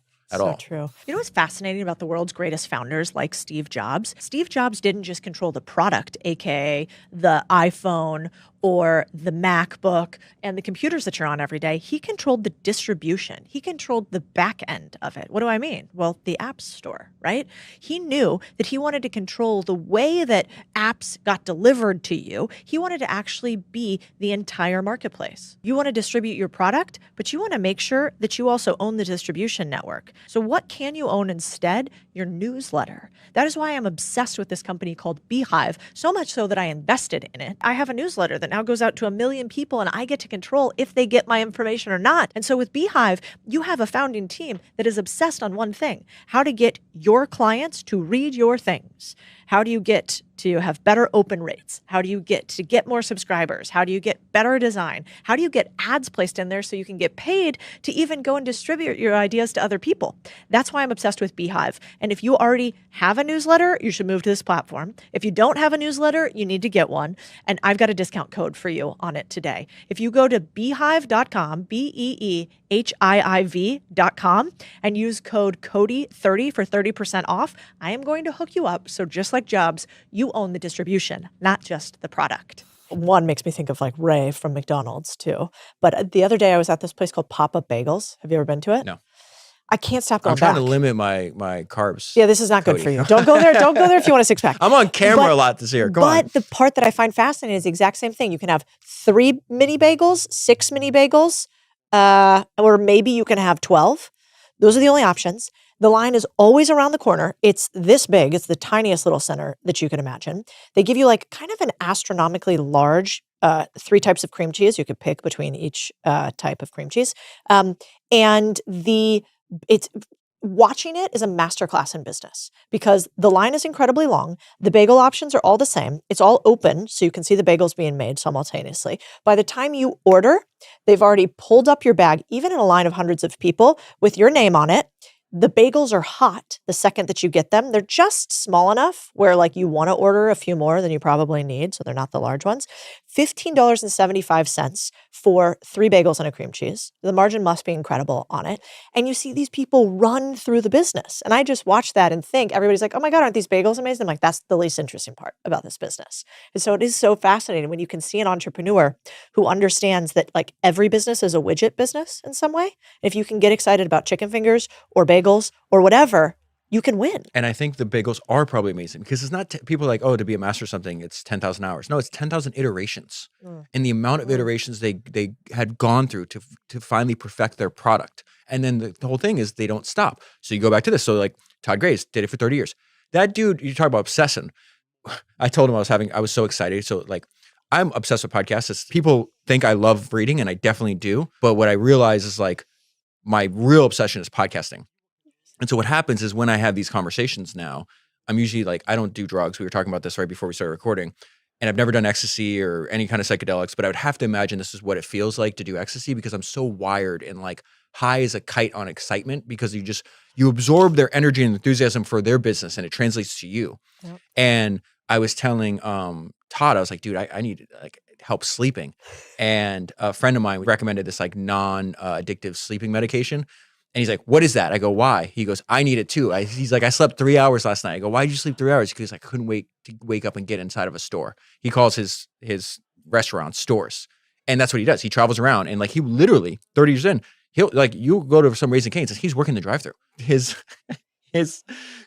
business card says, fryer, cook, cashier, CEO. God, he does all the jobs. The 5th guest, Mike Ovitz, who now like I text and talk to all the time. And he's been an entrepreneur for 40 years. He ran CA for like 30 years. Obsessive. Like the guy almost killed himself. He was working so much. I won't go through the whole list. 6th guest, James Dyson. He's been running Dyson for 45 years. Obsessed. Same thing. Like this, like we just went through this whole list. They either did it for at least was 2 decades to 4 to 5 decades. And when you sit down with these wiser older entrepreneurs and you hopefully listen to the podcast, they could just tell you things. They just know so much more. In many cases, they have more entrepreneurial experience than I've been alive. 100%. Yeah, I just get a lot of energy and value. Yesterday, I had Jeremy Zimmer on the podcast, the co-founder of UTA. And it was fascinating because I was going down the rabbit hole on him. And, he had this line about Michael Ovitz because obviously him, Ari Emanuel, Zimmer were all like, they were fierce competitors. And I was asking him, I'm like, I asked him, do you think competitors are good for you? Like, do you kind of hate them, but you're glad they exist because you make them better? And he was like, yes. But he's like, when we started UTA, Michael Ovitz, he had his foot on our fucking neck. He wanted to murder our business. And he goes, now we have a lot of respect for each other. But it is also fascinating when you go to these founders and you get to speak or listen to people who have built multi-billion-dollar enterprises that are lasting. You understand that like all the little decisions that you have, that's just a Tuesday for them. And so like, it's kind of interesting. You can see the compounding effect of like how you can handle pain as you go forward. So that's also why I like your pod. One of the greatest maxims from a history of entrepreneurship is excellence is the capacity to take pain. Mm. And you just see this over and over again. It actually came from the biography of the founder of Four Seasons. That's where I first saw that line. But I would say with Ovitz, I would highly recommend reading his autobiography. I think it's one of the most important entrepreneur autobiographies ever written. It's called Who is Michael Ovitz? Because he talks about the regrets that he has and the stuff that he would do differently. And I really think people should avoid as much as you can working in like these zero-sum environments where in his case, like if he lost, somebody's going to be Tom Cruise's agent or this other actor's agent and only one of us can win. Yeah. And I think, and I've talked to Michael about this in private, like I think almost if he took his exact same skill set, because he essentially the world, what is an agent? Agent is a salesperson. He was like the world's greatest agent. So he's like world's greatest salesperson and literally just moved it to the East Coast and just worked it because he was running the fund and he's been like, he's one of the greatest fundraisers I've ever seen. And he's got all these crazy connections.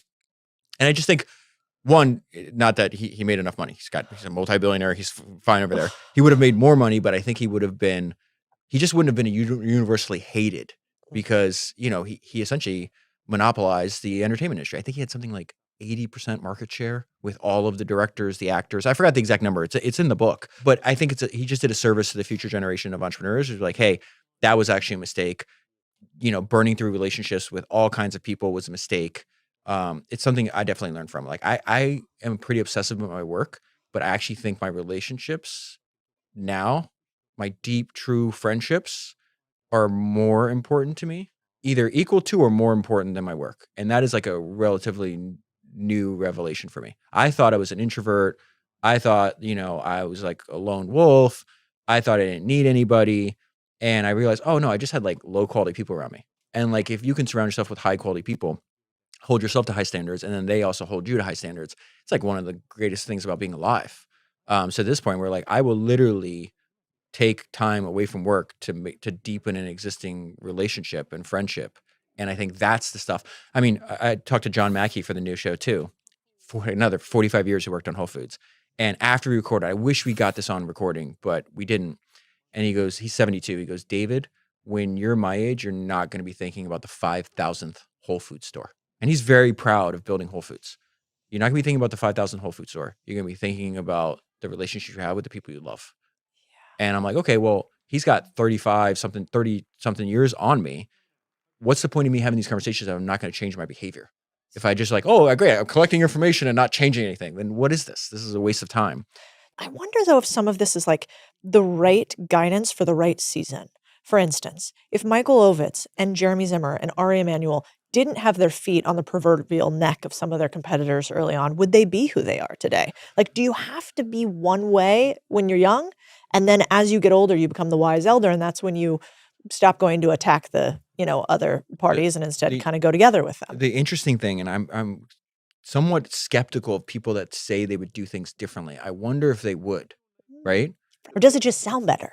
Maybe you're valuing different things when you're in your 70s and 80s than you did when you're 25 or 35. You know, so you have to figure that out, like what is actually important to you. And this is a lot of this when we like, I'm spending a lot of time thinking about like different founder archetypes. It's something me and Daniel Eck are trying to figure, and it was his idea. Just because what he realized was for him, he's like all the new entrepreneurs. So if you talk to young entrepreneurs, like who do they want to be like? Everyone wants to be Elon. And before that, they wanted to be Steve Jobs. And so Daniel was the same way. And he's just like, but he tried to like do this like imitation. He's like, but wait, I'm not like this. And if you look at the actual structure of Spotify, it's much more like almost like a team as opposed to like just one visionary genius. And what Daniel's realizing, and it's been very helpful because he like definitely shapes my thinking on a lot of things, is he's like, I just think I'm a better player than coach, or excuse me, better coach than player. And Steve is a player. Elon's a player. He's just like, but I'm not like that. So then that doesn't mean you can't build a successful company, but you have to know who you are. And Daniel spent decades trying to figure out who he is. And I think that's why I'm very skeptical. Like in Sam Walton's autobiography, which again, if no one's read, you should read that immediately.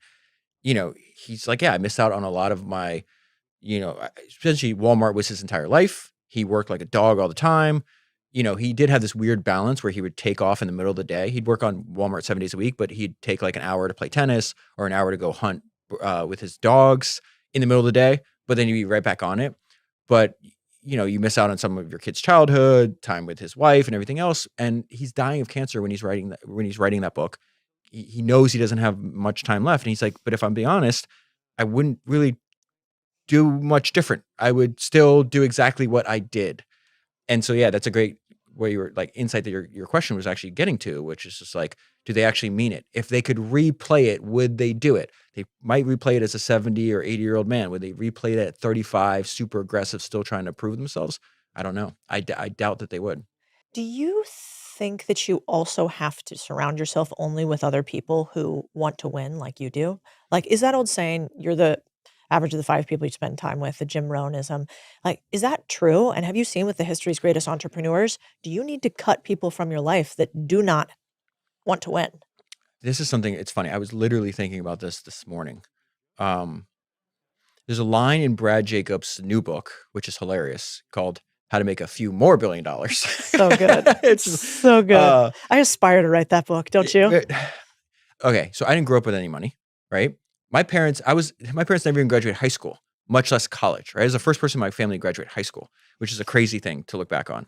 And I thought I was unhappy when I was younger because I didn't have money. And then you start to make money, and then you're like, why am I still unhappy? And so I am much more focused on inputs than anything else.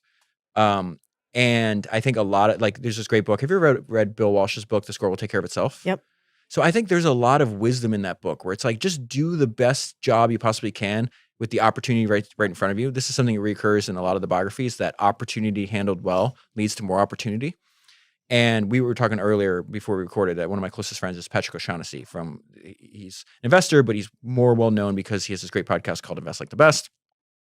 And his whole thing with me, he talks about this all the time. He almost thinks like I'm a little retarded. Yesterday, he goes, you're going to retard Max into becoming a billionaire, because he's like, you have no like long-term plan. You just wake up every day and you like don't look for forms of leverage. You literally just obsess over trying to make a good podcast. And then you do the same thing the next day and the next day, and you've been doing it for 10 years. And like, look where it's getting you. And I'm just like, I just do what I like to do. I don't care. So if you tell me, oh, I'll never be able to write a book like How to Make $1 billion, I never became a billionaire, but I got to do what I love to do. Like, I think the best definition, we're kind of like dancing around here, is like, how do you define success? And if 5 years from now, what does your life look like? I'm like, I have no idea. I was like, hopefully I'm doing this because I like doing this. And I just try to design a good 24 hours that I like, and then do it again and do it again. And again, I want to add value to other people's lives. Yeah. And I think me making these podcasts, hopefully that has information, educational and inspiring information to help you build your business. And if I just do that over and over again, then the score will take care of, the score will take care of itself. And I guess my answer to the question is like, to what is a success in general, it could be 5 years from now or forever. It's like the way I legitimately think about this, and I think a lot of history's greatest entrepreneurs did, you won't find many of them that are obsessed over, I have to hit a certain net worth or I have to hit a certain market cap. I almost never hear that. Mine, I would just echo what Steve Jobs' answer to this question was when they're like, how do you define success? He's like, did I make something I'm proud of? And I think that's like really, really important. But going back to this, there's a line in the new book, How to Make a Few $1 billion by Brad Jacobs, where he says, or How to Make a Few More $1 billion, I should say, where he says that the people you have around you is the most important thing in your life, right? And he says it more eloquently than that, but that's the general like thing he's talking about. And one thing that you observe when you're reading about history's greatest entrepreneurs, you get to talk to some of the greatest entrepreneurs, is how small their circles are and how like they're very slow to add new people. They almost go to great lengths to vet the people they have around them, which is another fascinating thing I've been thinking about. It's almost very clannish. It's almost like very human to be like leery of other people, especially when you become, a lot of these people are well-known. They're multi-billionaires. Everybody all day long wants something from them. Like invest in my thing or become my customer, or they want to like use them for something. But I would say keeping your circles, the advice I've been given, and you kind of observe it also, is like keep your circle really, really small. Make sure everybody's a high quality individual. Not just like, it can't just be that they want to win, because there's a lot of people that are winning with, sacrificing all sense of ethics and morals. You don't want those people around you. What did Buffett and Munger say? You can't do a good deal with a bad person. But I would say, yeah, they have very high bars for who they surround themselves with, because you are gonna, imitate and mimic and just be influenced by the people around you. And then the line, as far as professionally, it's like, I like the Steve Jobs line where he's like, you need to be a yardstick for quality. Most people aren't used to an environment where excellence is expected. Not like once in a while. It's like, no, our standard default is excellence. And I think this ties to a lot of what you and I have been talking about, or what we touched on. It's like, it's really hard to be excellent in 50 different things. And so what I would say a lot of these people have in common is like they focus on one or two, or basically no bigger than a handful of things to be really excellent at. I keep thinking about how a computer in the hands of somebody like Steve Jobs or Steve Wozniak or Michael Dell has the potential to unleash the most powerful products and companies the world has ever seen. But if you had that same computer in the wrong hands, well, that's where things go sideways. In 2024 alone, there were 6 mega breaches, incidents where over 100 million records of everyday people were actually stolen. So if you think you're safe, I don't know. I think you got to think about it. Google yourself. See what comes up next. It's fascinating. It's your address, usually, your relatives, your phone number. That info can easily be collected and sold by data brokers whose entire job is turning your life into a product. When I saw how much of my personal data was floating around online, I freaked out. That's what Incogni helps with. They find the sites that collect and sell your personal information and remove it for you automatically. No emailing sketchy websites or chasing one down. And if there's something specific you really want gone, Incogni also offers these custom removals for extra coverage. So think of your data like loose change scattered across the internet. Incogni tracks it down and cleans it up. And it doesn't matter if you're a public figure or not. Everyone should protect their privacy. So go to incogni.com/bigdeal and get protected. You have a quote I like, actually, which is the greats had incredibly high personal standards. And it's a simple line. It's not that it's incredibly eloquent, but if you don't hold the standard, I've never seen a world in which a founder holds a standard that is less than what the company gives back. Yeah, I think that'd probably be impossible. It's impossible. And so if you know that you are the highest standard in the company, then you have this moral imperative to make sure that you are holding it as high as humanly possible. In fact, I think it probably was from you too, but there was something I was listening to about Steve Jobs and how he would talk about how your job as a CEO is to give your employees unreasonable amounts of confidence and push them to be great. And I think about that often. Like, our job is to push our people past the level in which they think that they are capable of. And if you can't do that, then you probably shouldn't be in charge. And I think that's true. Or like Jensen Wong, who talks about like, I will pressure you into greatness. Torture you. He says, I will torture you into greatness. Right. I think that's from you too. That you did an episode Yeah, on too. Yeah. His belief was that that's how he became great, right? Well, what you realize is like when you read that, he's like, I don't like to give up on people. I'd rather torture them into greatness. This is the exact line from his biography. The book is called The NVIDIA Way. I think it's written by Tae Kim, if I remember correctly. And then you realize, as you read more about him, you're like, oh, he did that to himself first. He tortured himself into greatness first. What I would say is about being the ultimate authority figure, I think I find it very useful to take these ideas because we're limited to like how much we can remember. So I try to distill the basic idea down to like a maxim or aphorism, and then you contextually apply it to like your situation. But the way I would think about this is Sidney Harman, this engineer, founder of Harman Kardon, says that the founder is the guardian of the company's soul. Oof, what a line. Yeah. And so I think like you're the one that sets the standards. I would say some people might be listening to this and like, oh, but I heard Steve Jobs was a jerk. One of the most important things you can read, the person that worked with Steve Jobs the longest was not anybody at Apple. It was actually Ed Catmull, the founder of Pixar. Yeah. And Ed Catmull's got this great autobiography, but also really almost like a Bible on how to make great creative work called Creativity Inc., which talks about how he started Pixar and his life story and how they approach things. There's a 20 or 30, maybe 20 page afterword in the book called The Steve We Knew. And, you know, he's like, I worked with this guy for, I don't know, I forgot, 26 consecutive years. And he talked about the maturation and how much Steve changed when he first met him to when, you know, I think there was he's probably maybe 30 years old when he met him. And then Steve